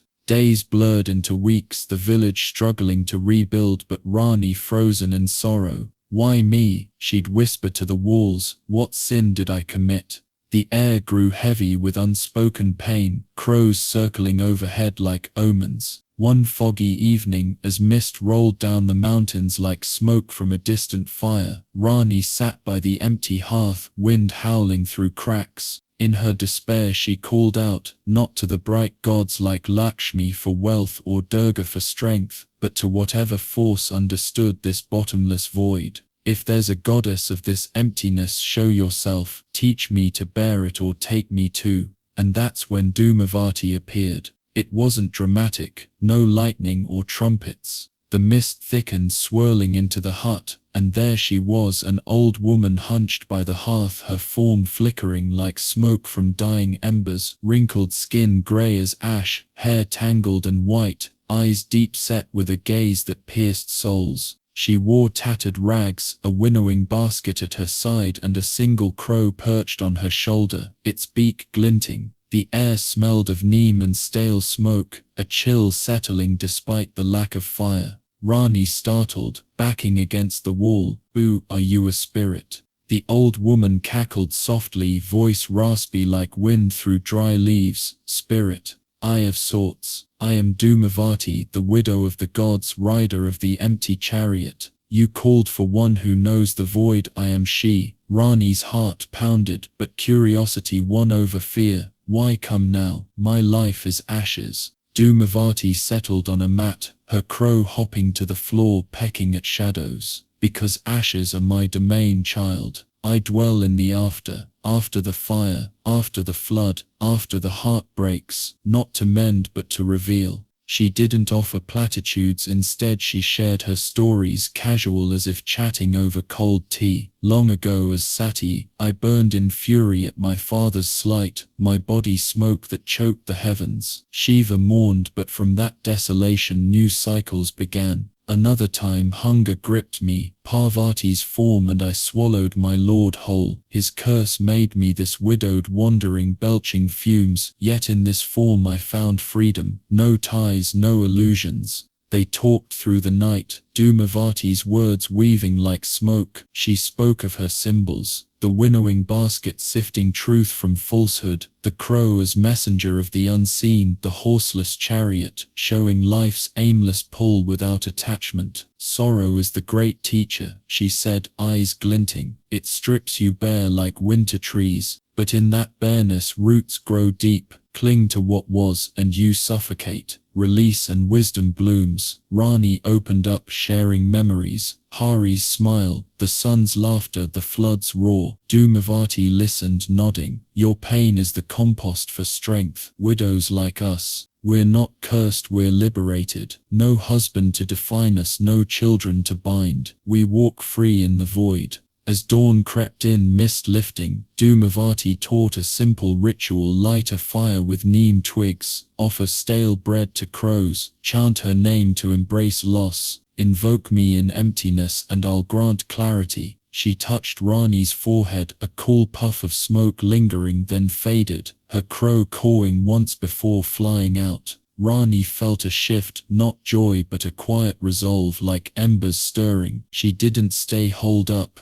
Rani emerged, hands steady, joining the rebuild. She wove new roofs from reeds, shared stories to heal hearts, teaching villagers Dhumavati's lessons. Grief isn't the end, she'd say, around reborn fires. It's the soil for renewal. The village rose stronger, terraces reinforced, bridges rebuilt with stone. Word spread to nearby hamlets, widows flocking to Rani for guidance. Fasting on Dhumavati's day, offering ashes for protection. Temples sprouted in hidden caves, icons carved with winnowing baskets, where tantrics meditated on her void for enlightenment. Centuries on, as mountains witnessed empires crumble, Mongols, Mughals, British, Dhumavati's echoes lingered. In modern India, her worship thrives in pockets. Varanase's smoky ghats, Rajasthan's arid shrines, where widows find empowerment. Psychologists might call her the archetype of resilient aging, feminists the icon of independent womanhood. In a world of losses, pandemics, wars, personal heartbreaks, her message resonates: face the smoke, find the wisdom within. Rani passed in old age, buried under pines, her legacy in every hearth that burned bright after storms. Himagiri thrived, villagers whispering her name in winds, knowing the goddess of the empty hearth watched, a crow on the horizon. The sacred flow time had this way of weaving through India like the threads in a silk sari, and by now the trade routes were blooming like lotuses after the rains. Caravans snaked across the landscape, loaded with spices that tickled your nose from miles away, cinnamon from the south, saffron from the north, mixing with the earthy scent of elephants plodding along dusty paths. Rivers like the Brahmaputra in the east weren't just waterways, they were lifelines, swelling with monsoon gifts that turned barren lands into lush paradises. But in the misty hills of Assam, where the air hung heavy with fog and the calls of exotic birds, things felt a bit more primal, more connected to the raw pulse of nature. Villages dotted the slopes, thatched roofs peeking out from banana groves, and folks lived in rhythm with the seasons, planting rice in flooded paddies, weaving baskets from bamboo, and celebrating harvests with dances that shook the ground. It was an era where desires weren't hushed up. They were part of the flow, like the sacred sexuality that fueled creation itself. But not everything flowed easy. Droughts could strike, wombs stay empty, and passions turned to frustrations if the balance tipped wrong. This was the time when Kamakhya stepped into the spotlight, or rather, emerged from her cave like a secret the earth had been holding close. She's not one of those gods you see in every roadside shrine with flowers piled high. Nah, Kamakhya is deeper, more intimate, the tantric goddess of fertility, desire, and that holy fire burning in every living thing. Her name whispers she who is renowned for love, rooted in the Kama, the god of desire himself. In the myths, she's an aspect of the great Shakti, the divine feminine energy that powers the universe, but with a twist. She's tied to the yoni, that sacred symbol of the feminine creative force. Legends say her temple in Assam sits on Nilakol Hill, where Sati's yoni fell after Shiva's wild dance with her corpse, making it one of the 51 Shakti Pithas, those power spots scattered across the subcontinent. But Kamakhya isn't just about body parts. She's the embodiment of life's raw pulsing energy, the blood that flows monthly, the passions that ignite unions, the fertility that bursts forth in crops and kids. She's revered in tantric traditions, where sexuality isn't taboo but a path to enlightenment, blending the physical with the spiritual like a river meeting the sea. Her backstory is steeped in that mix of tragedy and triumph. It all ties back to Sati, Shiva's beloved, who threw herself into the fire at her dad's big ego fest. Shiva, heartbroken, scooped up her charred body and danced the Tandava, a cosmic rage that threatened to unravel the world. Vishnu, the preserver, had to step in, slicing her body with his Sudarshan chakra into 51 pieces that fell to earth, sanctifying those spots.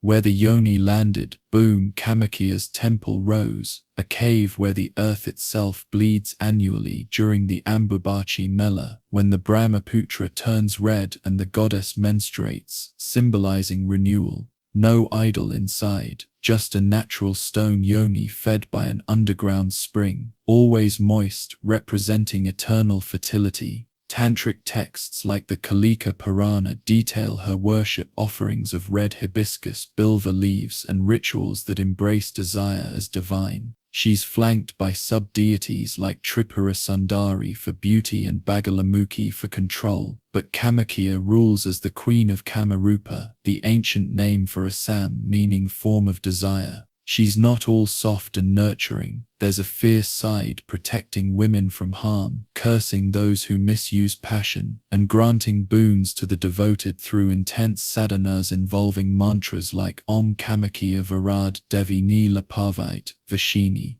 Worship of Kamakhya was woven into daily life, especially for women navigating the cycles of body and land. During her Mela, temples close for 3 days while she rests, then reopen with pilgrims flocking for blessings, childless couples seeking babies, farmers praying for rains, lovers hoping for harmony. Animal sacrifices once happened, goats or buffaloes offered to honor her blood aspect, but these days it's more symbolic with fruits and flowers. Tantrics, those mystics walking the left-hand path, invoke her for Kundalini awakening, that serpent energy rising through chakras turning sexual fire into spiritual bliss. She's linked to the Muladhara chakra at the base, grounding desires in earthiness. In folklore, she's the protector of the Assam hills, warding off invaders with illusions or storms. Her cave a portal to hidden realms. Even kings bowed to her. Ahom rulers built her grand temple in the 16th century, blending local tribal rites with Hindu Tantra, making it a melting pot of beliefs. Now let's get personal with a story that brings her to life, set in those misty Assam hills during a time when the trade routes brought wealth, but also whispers of change. In a palace perched on a ridge overlooking the Brahmaputra, lived Queen Devi, not a warrior like in the epics, but a graceful woman in her late 20s with skin like polished teak and eyes deep as monsoon pools. The palace was a beauty, teak pillars carved with lotuses, courtyards blooming with orchids, and views that stretched to where river met sky. Devi had married King Arjun 5 years back, a match arranged by astrologers under a favorable moon. Arjun was a good man, kind-hearted, ruling with fairness, his beard flecked with grey from battles won against hill tribes. Their life was envied, banquets with musicians strumming venas, gardens where peacocks strutted, and nights under silk canopies where passions flowed like wine. But one shadow loomed, their cradle stayed empty. No air to laugh in the halls, no tiny feet pattering on marble floors. Whispers in the court grew, the queen is barren, courtiers muttered, eyes sliding away.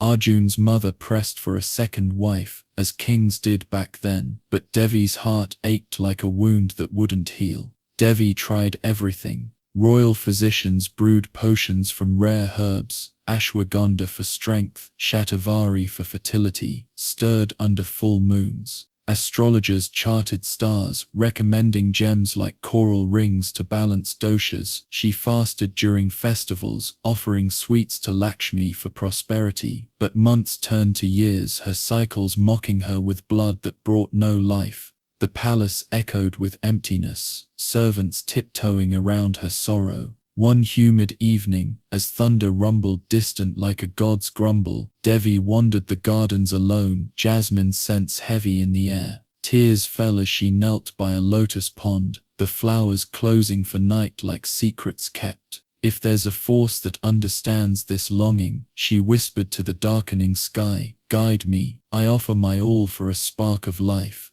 Dreams came that night, vivid as reality. Devi found herself in a cave, damp and echoing, lit by flickering torches. Water trickled from walls, pooling red at her feet. A woman appeared, vibrant, draped in red silks embroidered with gold threads, jasmine garlands cascading like waterfalls. Her skin glowed like dawn light on the river, eyes coal-lined and fierce with passion. Rivers of life streamed from her form, not blood but a luminous flow that nourished the earth around her, sprouting vines and flowers in bursts. I am Kamakhya, the vision said, voice like the Brahmaputra's murmur. Goddess of the sacred flow, born from Sati's essence to remind the world that desire is divine. Fertility isn't just birth, it's creation in every breath, every union. Devi awoke sweating, heart pounding, the dream's scent lingering, musk and earth inspired. Devi didn't dismiss it as fancy. She confided in a trusted maid, an old woman from the hills versed in local law. The goddess calls you to her temple. The maid nodded, eyes wise. On Nilakal, where the earth bleeds, Arjun, skeptical but loving, agreed to the pilgrimage, better than more potions. They set out at dawn, a royal procession winding through tea gardens and bamboo thickets, elephants swaying with bells tinkling. The journey took days, crossing ferries over swollen rivers, camping under stars where fireflies danced like tiny gods. Devi felt a pull, like a thread tugging her core. Finally, Nilakal Hill loomed, mist-shrouded, the temple's stone steps climbing into clouds.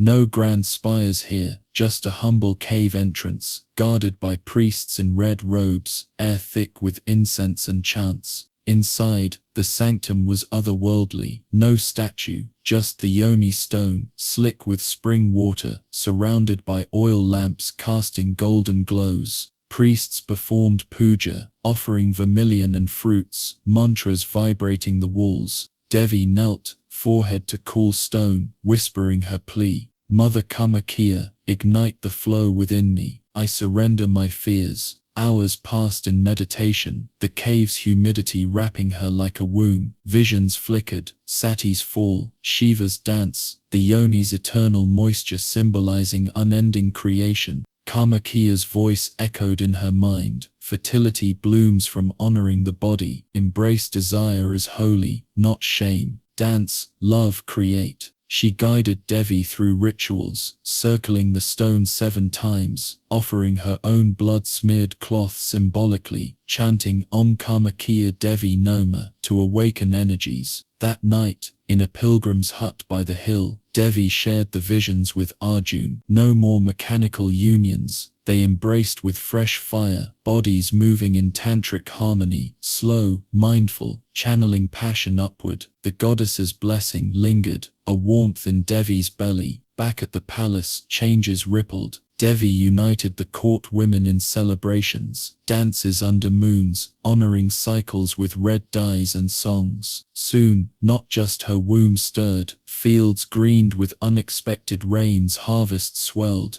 And yes, Devi conceived a son strong and crying lustily at birth, heir to the throne. Kamakiya's temple became a beacon, pilgrims streaming in. During Mbubachi, when the cave bleeds and closes, the air buzzes with energy, tantrics meditating, couples seeking boons. Her influence spread in medieval Assam. Ahom kings patronized her, blending with Buddhist tantra from Tibet. Even today, in Guwahati's bustle, the temple draws millions, women tying red threads for fertility, activists reclaiming her as feminist icon. In a world where bodies are policed, her message, passion is power, flow is sacred. Devi ruled wisely beside Arjun, her son growing tall. She'd visit the temple yearly, whispering thanks. You taught me creation's dance, she'd say. The Brahmaputra flowed on, red in monsoon, carrying Kamakiya's eternal pulse. Guardians of the Peaks.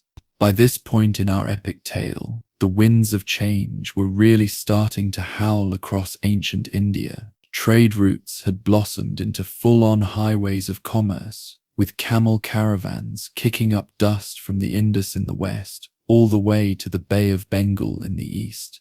But up in the northern plains, things were getting dicey. Empires were rising like bread in a hot oven, only to crumble under invasions from nomadic tribes pouring in from the steppes. Swords clashed against stone forts, arrows whistled through the air like angry bees, and kings built alliances one day just to betray them the next. The Ganges still flowed steady, nurturing the heartlands, but the real action was shifting to the rugged edges, like the Vindhya Mountains. These weren't your gentle rolling hills, nah.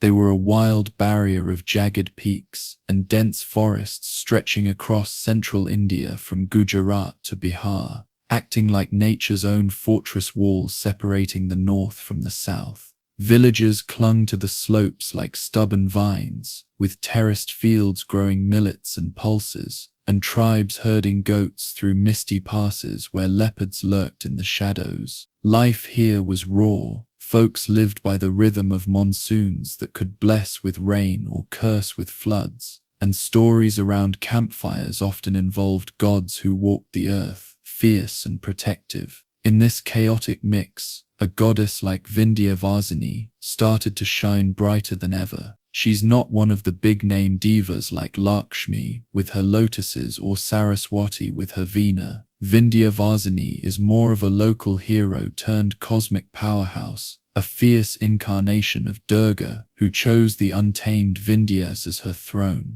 Her name literally means she who dwells in the Vindhyas, and she's all about protection, especially for those on the fringes, the tribes, the wanderers, the ones fighting to hold on to their patch of earth. In the myths, she's got layers. Some tales link her to Yoga Maya, that illusory energy, who helped baby Krishna escape Kansa's wrath by swapping places with Yashoda's daughter. You know the story. Krishna's born in a storm. Yoga Maya fools the guards and flies off to the Vindhyas, where she settles as Vindhyavasini, warning Kansa of his doom. Other legends paint her as emerging after Durga's epic slaying of the buffalo demon Mahishasura, where the goddess, still buzzing with battle energy, hid in these mountains to recharge, eventually manifesting as the local guardian. There's even a triad vibe in some folklore. She's one of three sisters, Vindhyavasini, the central force, flanked by Kali for destruction and Ashtabhuja for abundance, forming a powerful triangle of Shakti in the Vindhyakal region. Her origins go way back, woven into the Rigveda or Ekanamsa, but she really hit her stride in the Puranas like the Devi Bhagavata and Kalika Purana. Historically, her worship kicked off around the 4th to 7th centuries, when kings like the Guptas were carving empires and building temples to solidify their rule. She's seen as a virgin goddess and great mother rolled into one, fierce protector who slays demons but also nurtures the land's fertility. In tantric traditions, she's part of the Shakta sect, where devotees invoke her for strength against enemies, using mantras like Om Vindhyavasini Nama, chanted with red sandalwood beads. Her temple in Vindhya Kal, Uttar Pradesh, is a big deal, one of the key Shakti Pithas, though not directly from Sati's body fall. It's more about her energy settling there after cosmic events. Millions flock there today, especially during Navratri, tying red threads to trees for wishes, offering coconuts and vermilion, and trekking the Parikrama path around the hill for blessings. She's depicted as a warrior woman on a lion, sword in hand, with tiger-like eyes and hair flowing like cascading waterfalls, embodying the mountain's unyielding spirit. But enough backstory, let's get into the heart of it with a tale from those turbulent times, set in the Vindhya's hidden folds. Picture a tribe called the Vindhyavasis, not some massive clan, but a tight-knit group of a few hundred souls living in a valley ringed by craggy peaks. Their village, let's call it Rakshagiri, was a fortress of nature, stone huts roofed with thatch, surrounded by thorny acacia fences to keep out wild boars and raiders. They were a mix of farmers and warriors, men with spears tipped in iron from local forges, women skilled in archery and herb lore, kids scampering through groves of sal trees collecting berries. Leading them was Chieftain Arav, a burly guy in his 40s with scars from old skirmishes crisscrossing his arms like a map of battles won. He ruled with a fair hand, settling disputes under a massive banyan tree that served as their council spot, its roots twisting deep into the earth like the tribe's own history. Arav's pride was his daughter Tara, a bold warrior in her early 20s, with sun-bronzed skin, hair braided with eagle feathers, and eyes that sparked like flint on steel. She wasn't content with the usual women's work of grinding grain or weaving. Tara trained with the men, her bow singing arrows that could pin a leaf at 50 paces. Folks said she had the mountain spirit in her, fierce, unbowed, always ready to defend. The tribe revered Vindhyavasini deeply. Their shrine was a simple cave on the hill's flank, with a stone idol of the goddess painted red adorned with wild flowers and peacock feathers. Elders told stories around fires, how Vindhyavasini once hid in these peaks from a demon king named Vindhya, who tried to block the sun's path out of jealousy, until Agastya the sage humbled him, and the goddess emerged victorious, slaying lesser demons with her trident. She's our mother and shield, Arav would say, offering milk and honey at the shrine during full moons. But peace in the Vindhyas was as fragile as a dewdrop on a leaf. Raiders from the plains, bands of mercenaries hired by ambitious kings looking to expand, started eyeing the mountain's resources: timber for chariots, herbs for medicines, and passes for trade control. One such group, led by a warlord named Ravana, not the epic one but a nasty piece of work with a scarred face and a hunger for conquest, set their sights on Rakshagiri. Ravana's crew was ruthless, horsemen in leather armor, wielding curved swords and fire-tipped arrows backed by elephants that trumpeted terror. They'd already sacked neighboring villages, burning groves and enslaving survivors, their campfires dotting the foothills like evil eyes. The attack came at dawn, mist still hugging the valleys like a shroud. Tara was on patrol, perched on a rocky ledge with her bow, when she spotted the dust cloud rising from the pass. Horns blared, a deep ram's horn wail echoing through the peaks, and the tribe scrambled. Arav rallied the warriors under the banyan, spears glinting in the first light. "For our home, for Vindhyavasini," he roared, his voice steady despite the odds. Tara stood beside him, arrows nocked, her heart pounding but resolve ironclad. The raiders charged, horses thundering, arrows raining like monsoon drops. The Vindhyavasis fought back fiercely, traps of spiked pits claimed riders, boulders rolled from heights crushed elephants, but numbers overwhelmed. Ravana's men breached the fences, swords slashing, huts igniting in flames that licked the sky orange. Tara battled like a storm. Her arrows felled 3 horsemen in quick succession, their bodies tumbling like sacks. But a spear grazed her shoulder, blood blooming red on her tunic, and she watched in horror as warriors fell around her, friends, kin, their cries piercing the chaos. Arav took a blade to the leg, crumpling but still swinging his axe. "Fall back to the shrine," he yelled. The village lost but the hill, their last stand. They retreated up the slopes, raiders in pursuit, laughter mocking their desperation. In the cave shrine, smoke from burning homes choking the air. Tara knelt before the idol, blood dripping from her wound onto the stone. "Mother Vindhyavasini," she prayed, voice raw, "if ever you guarded these peaks, hear us now. We're your children, defend us from the storm." The air grew thick, a low rumble building like distant thunder. Winds whipped through the cave, extinguishing torches, and from the idol's niche, light flared, golden and fierce. Vindhyavasini manifested, her form towering yet graceful, a woman armored in red silk and gold, 8 arms wielding weapons, sword, trident, bow, shield, lotus, conch, bell, and discus. Her eyes burned like a tiger's in the night, hair flowing like black waterfalls over her shoulder. A lion at her feet, roaring defiance. She wasn't ethereal, she was solid, the earth itself risen in fury, scent of sandalwood and blood mingling in the air.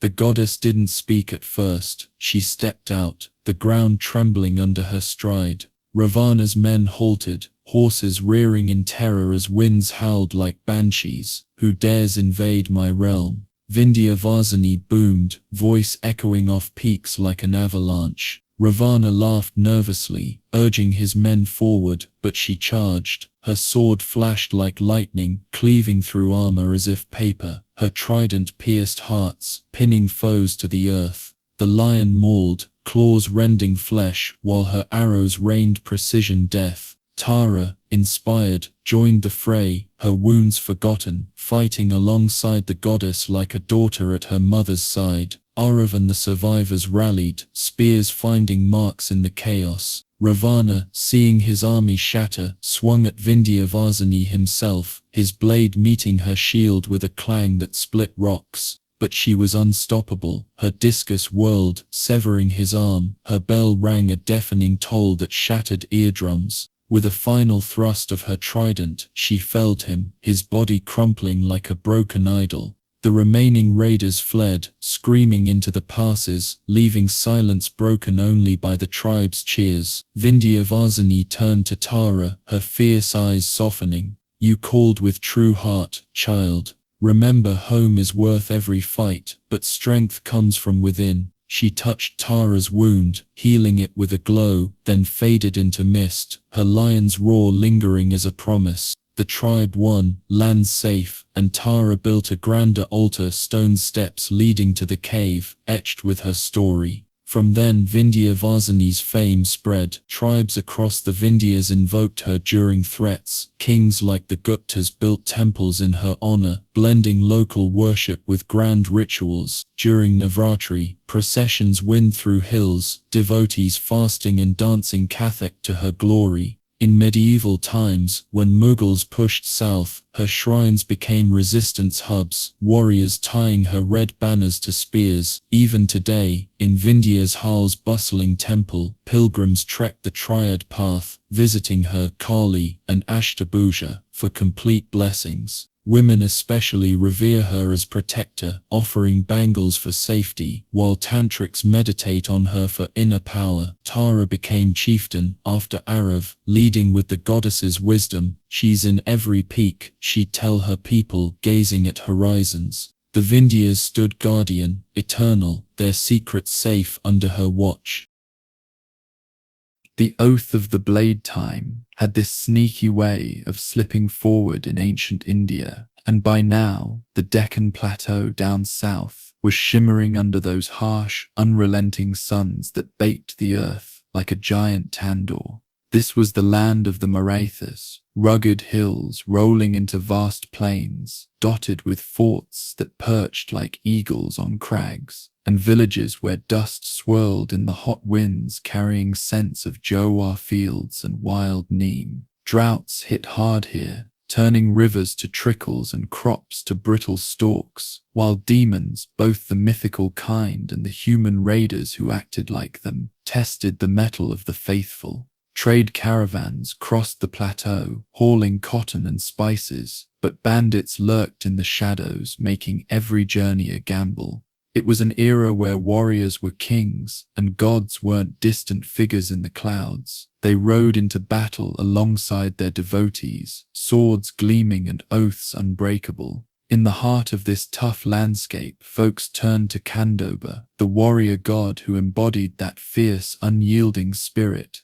He's not one of those pan-Indian superstars like Rama or Krishna with epics spanning volumes. Khandoba is more of a regional powerhouse, a manifestation of Shiva tailored for the Deccan, known as Martanda Bhairava or Malari, the slayer of enemies. Picture him as Shiva's action hero avatar, mounted on a white horse that's as swift as the wind, wielding a sword that cuts through illusions and evil alike, with a trident for good measure and a demeanor that's equal parts protector and destroyer. His origins are a mix of ancient lore and local flavor. Some say he sprang from Shiva's fury to battle demons, others trace him back to solar deities like Surya, shining golden and invincible. In the old texts like the Malari Mahatmya, a sort of appendix to the Brahmanda Purana, though scholars debate if it's original, he's described as emerging on a full moon night in Chaitra, radiant like the sun covered in turmeric, with 3 eyes and a crescent moon crown. He's the god of martial prowess, the patron of shepherds and farmers turned warriors, and the one who turns chaos into order with a swing of his blade.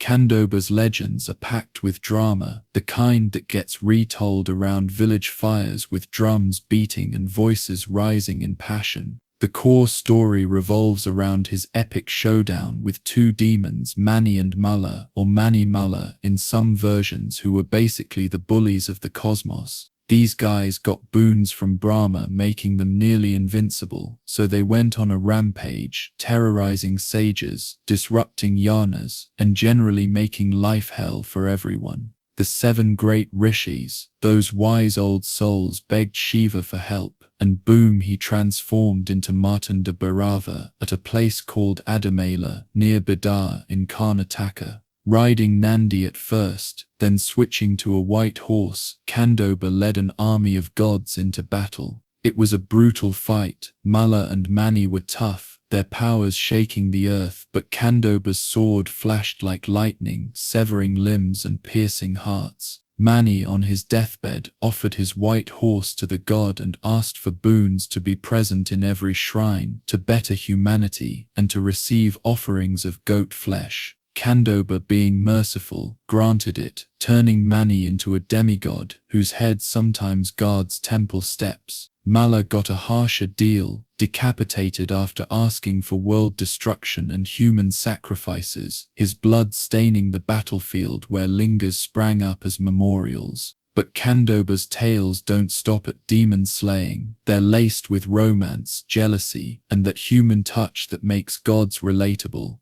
He's got multiple wives, each from different communities, symbolizing how his worship bridges castes and tribes. The main ones are Malsa and Banai, or Mahalsa and Banai, in some tellings. Malsa is the cultured one, from a Lingayat merchant family, representing Parvati's grace, jealous but a master cook, always by his side in battle. Banai, from the Danga shepherd caste, is the wild erotic counterpart, like Ganga flowing free, captured in a love marriage after Khandoba hunted her down in the forests. There's a juicy story where Khandoba, disguised as a shepherd, woos Banai by a river, but her uncle tries to stop it, leading to a chase and eventual union. Jealousy flares. Malsa once tries to burn Banai alive in a haystack, but Khandoba saves her, blending the two into his life like fire and water. Other wives pop up too, Ramai from the Shimpi tailors, Fulai from the Mali gardeners, and even Kandai from the Teli oil pressers, who's revered as a Muslim saint in some circles, showing how Khandoba's cult absorbs everyone, including Islamic influences.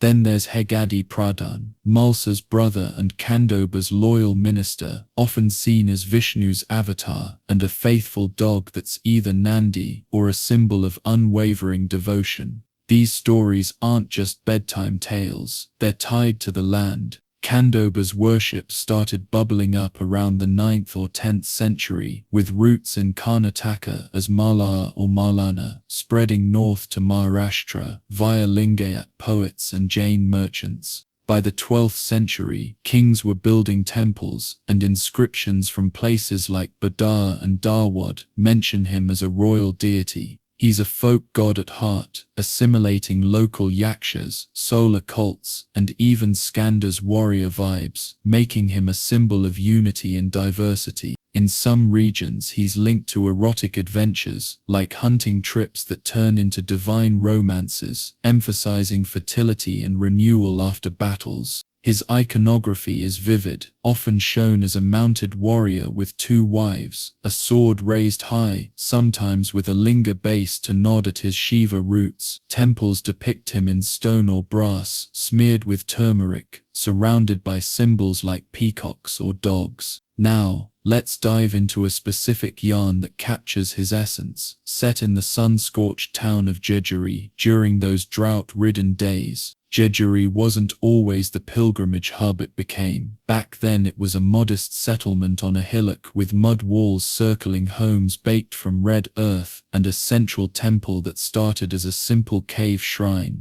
The town overlooked the Deccan plains, where winds carried dust storms that blotted the sun, and wells ran dry for months. Folks here were hardy, Maratha warriors who farmed by day and patrolled by night, their turbans wrapped tight and dhotis stained with sweat. In one humble corner lived Mallika, a young shepherdess in her late teens with calloused feet from herding goats across thorny scrublands and a spirit as fierce as the summer heat. She wasn't royalty, her family scraped by milking goats for curds and weaving wool for blankets, but Mallika dreamed big, visions of green fields and a life beyond the endless droughts. The trouble started with bandits, those human demons who roamed the plateau like packs of wolves, led by a scar-faced thug named Vikram, not the wise king from tales, but a ruthless raider who'd sold his soul for gold. They'd been hitting villages hard, stealing livestock, burning crops and leaving trails of fear.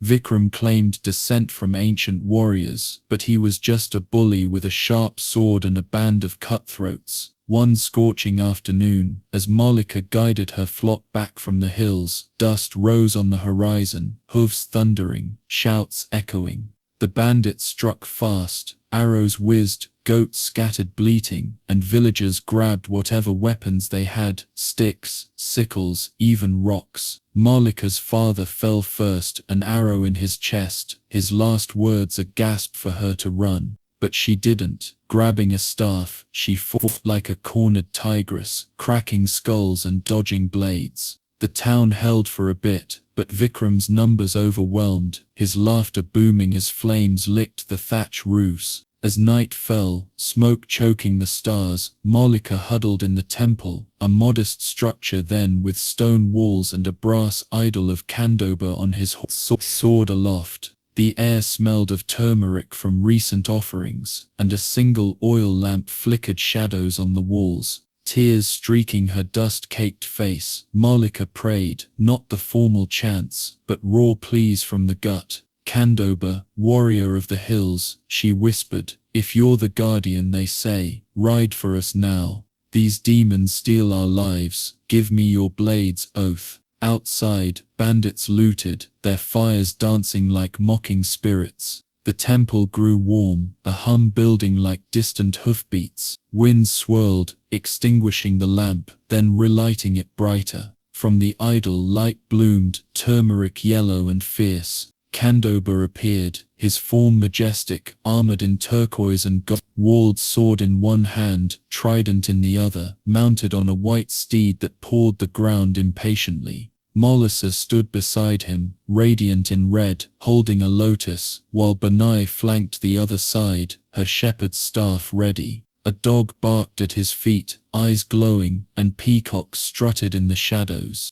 He wasn't ethereal, he was real, sweat on his brow from eternal battles, eyes burning with valor. Vikram's men burst in, swords drawn, but froze at the sight. Mortals who defile my land, Kandoba thundered, voice like rolling thunder across the plateau. His horse reared, and he charged, sword swinging in arcs that felled raiders like wheat. Malasa hurled lotuses that turned to flames, scorching armor, while Benai's staff cracked bones with shepherd's precision. The dog mauled legs, peacocks distracted with shrieks. Malika, emboldened, grabbed a fallen sword and joined, her strikes guided by divine fury. Vikram faced Kandoba himself, blade clashing against the gods, sparks flying. You can't stop progress, Vikram snarled, but Kandoba's trident pierced his guard, ending the fight with a merciful strike. The bandits fled or fell, rains following, sweet monsoons filling wells quenching the drought. Kandoba turned to Malika, his fierce gaze softening. Your call was pure shepherdess. I am the oath-keeper, slayer of Mani and Mala, guardian of the faithful. Turn your pain to purpose. He blessed her with a touch, healing wounds, then rode into the horizon with his wives, horses' hooves echoing like drums. Malika awoke to dawn, the town saved, rains pattering. She became a priestess, herding goats as offerings, rebuilding Jejuri around the temple. From that day, Kandoba's cult exploded. Temples sprouted across Maharashtra and Karnataka, over 600, from Nasik to Davangere.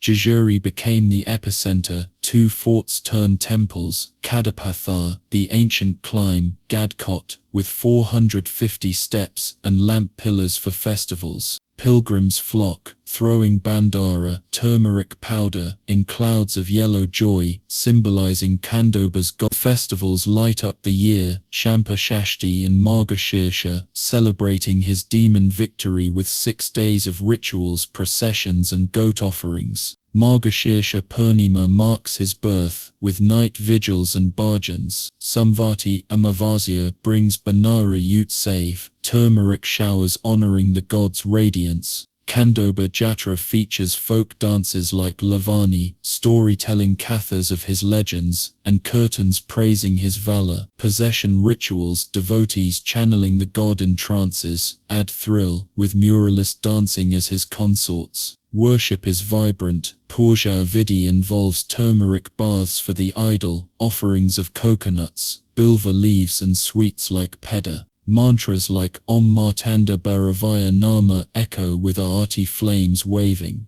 Vajias and muralists perform, some taking vows of celibacy or service. Historically, Kandoba unified castes. Dengas see him as their Kuldaivat, Marathas as war patron under Shivaji, who invoked him before battles. Jains and Lingayas adapted him, even Muslims as Malhar Khan. In medieval times, Malukangs patronized temples, blending with folk arts. As centuries flipped, Mughals clashing with Marathas, British imposing order, Kandoba's blade stayed sharp. Colonial records note his festivals as social hubs, resisting divides. Today, in bustling Pune or quiet Karnataka villages, millions visit Jejuri, climbing steps barefoot, throwing turmeric in ecstatic clouds. Activists reclaim his inclusive spirit, feminists highlight his wife's strength. In a world of conflicts, his oath resonates, protect the devoted, blend mercy with might. Malika's legacy lived in every festival drumbeat, her story whispered as rains fell. The Deccan thrived under Kandoba's watch, oath eternal, blade gleaming.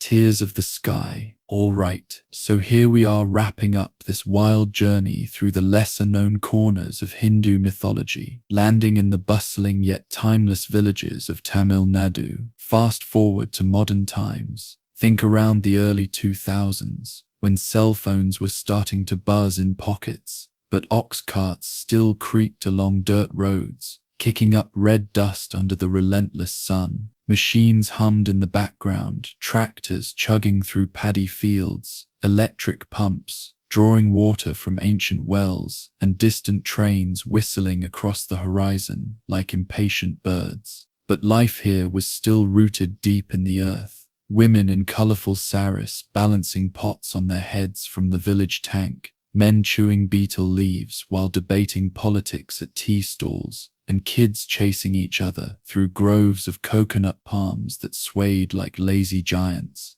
The air carried that signature mix of jasmine from temple offerings, smoke from wood-fired stoves, and the earthy tang of monsoon rains that could turn parched land into a lush green carpet overnight. Villages like Thiruvallur or smaller hamlets near Madurai dotted the landscape, where tradition and progress danced an awkward tango. Solar panels on thatched roofs, satellite dishes peeking from mud walls, and festivals that lit up the nights with firecrackers and folk songs. But even in this blend of old and new, trouble could strike fast and hard. That's what happened one sweltering summer when a deadly fever swept through like an uninvited guest who wouldn't leave. It started subtle, a kid here with a cough, an elder there with chills, but soon it exploded into a full-blown epidemic. Doctors called it some kind of viral fever, maybe dengue or chikungunya, carried by mosquitoes breeding in stagnant puddles after erratic rains. Villages turned into ghost towns, streets empty, except for stray dogs sniffing around,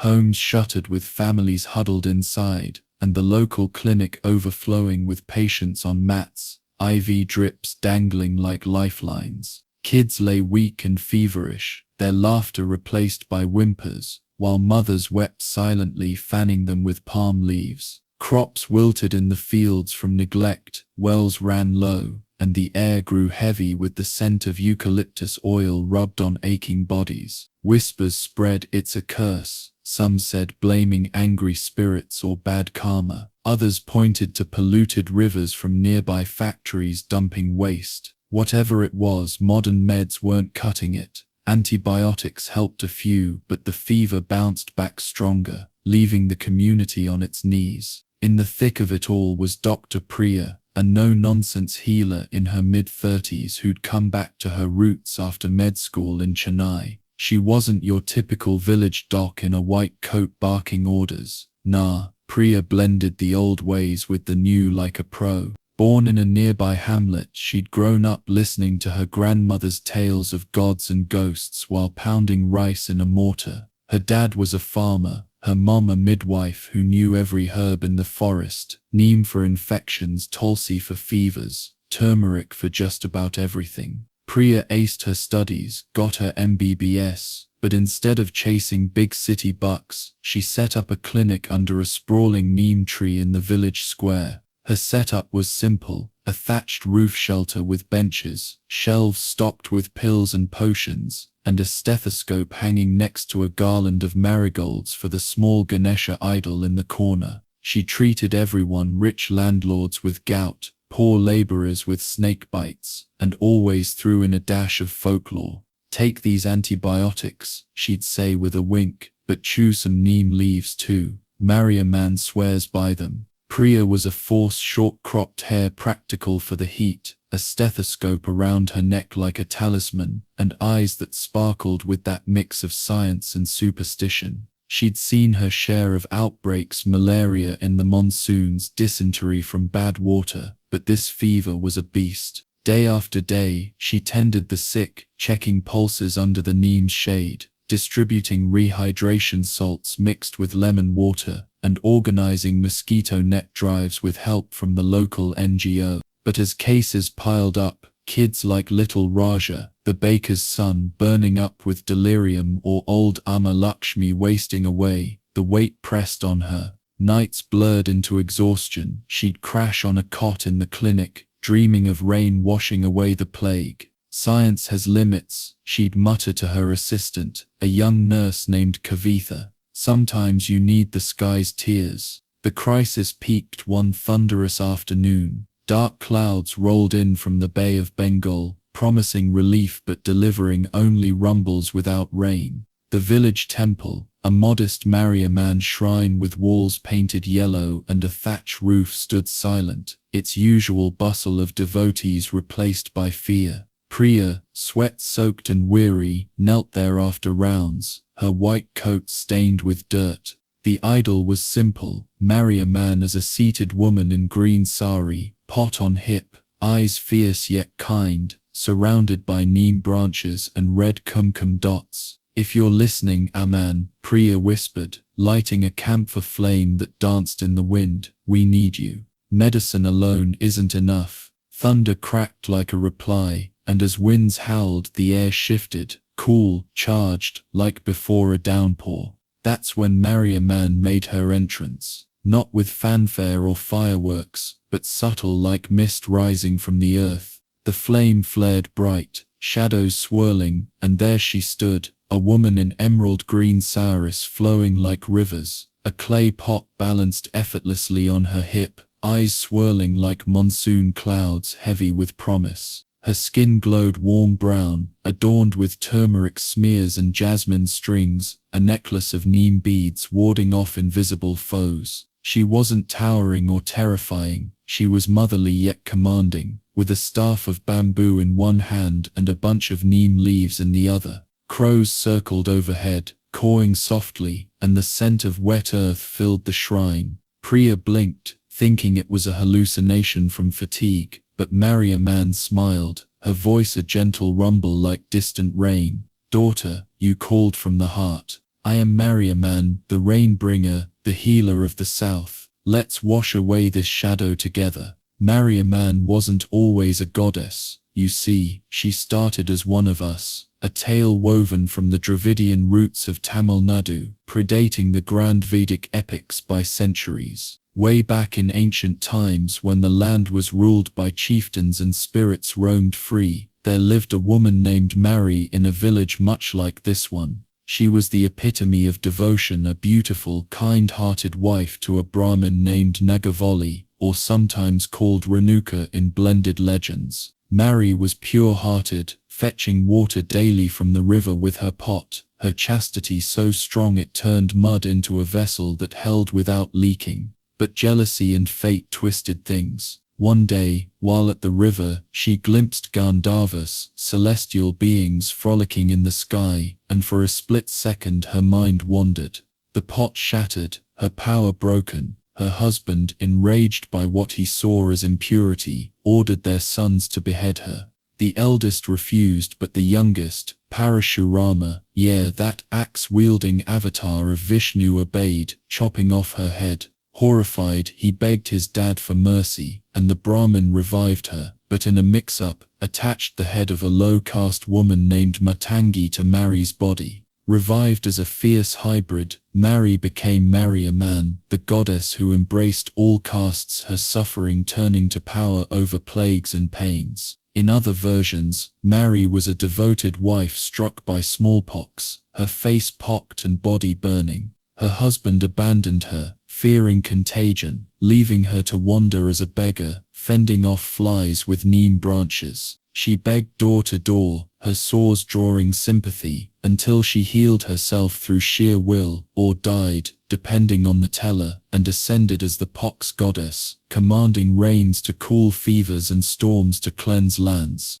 That's why she's linked to diseases, variola for smallpox, Amai for pox in Tamil, making her Aman the mother who both inflicts and cures. Her worship spread from rural Tamil Nadu to Karnataka, Andhra, even Sri Lanka and Southeast Asia, carried by Tamil migrants. Temples popped up everywhere, over 20,000 in Tamil Nadu alone, simple shrines at first, under neem trees, evolving into grand ones like Samayapuram, near Treki, where she's enthroned in gold, or the Singapore Sri Mariamman temple blending with Chinese influences. Mariamman sat with Priya in the shrine, her pot trickling water that formed a small pool at their feet, cool and healing. "My story is one of transformation," she said casually, like chatting over filter coffee. "Born from the earth's pains, I wandered as a beggar, neem in hand to swat away the flies of disease. Folks feared me at first, the pox ladies here, but I taught them respect. Offer porridge in Addy month, dance in my honor, and I'll bring rains instead of rashes. She shared legends with a chuckle, how she once cursed a king for scorning a low-caste devotee, sending plagues until he built her a temple, or how she battled demons of drought, her pot spilling floods that greened the fields. I'm the fierce mother of the south, she explained, eyes twinkling.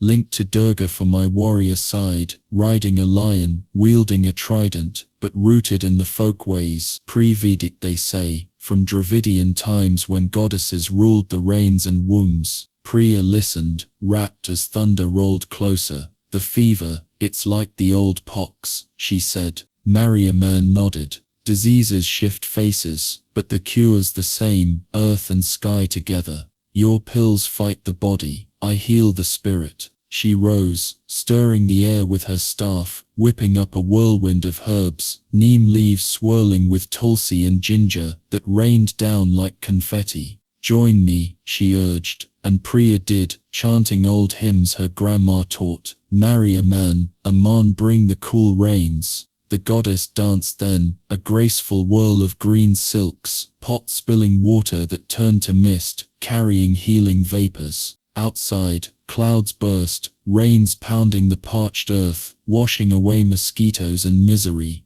The fever broke overnight. Kids like Raja sat up, color returning to cheeks. Elders breathed easy, fevers cooling like embers doused. Crops perked up, paddy fields flooding green, and the village awoke to laughter echoing once more. Priya, soaked but smiling, built a small shrine extension, neem branches woven into arches, a new idol painted fresh, where folks could offer kanji rice porridge spiced with buttermilk during Addy festivals. She taught the rituals, processions with women carrying fire pots on heads, symbolizing Mariamman's heat tamed, fire walking to prove devotion, feet unscorched by faith. Even sword walking in some spots, blades underfoot as tests of purity. Dance in the rains, she'd say, leading groups in Kolatam, stick dances clacking to drum beats, honoring the goddess who turned suffering to strength. Mariamman's legacy rippled out. In Samayapuram, her grand temple buzzed yearly with millions devotees in yellow saris, offering goats and priests performing abhishekam with milk and honey. Festivals like Panguni Uthiram in March-April celebrated her marriage to Shiva, with chariots pulled through streets. Adi Paruku brought water rituals, thanking her for monsoons. In rural pockets, worship stayed raw, neem paste baths for the idol, songs praising her as Pok's mother, who vaccinates with grace, spread to diaspora. Singapore's temple, built in 1827 by Tamil laborers, hosts fire walking too, blending with local vibes. Even in science's age, her story endures during COVID. Folks whispered her name, tying neem leaves at doors for protection.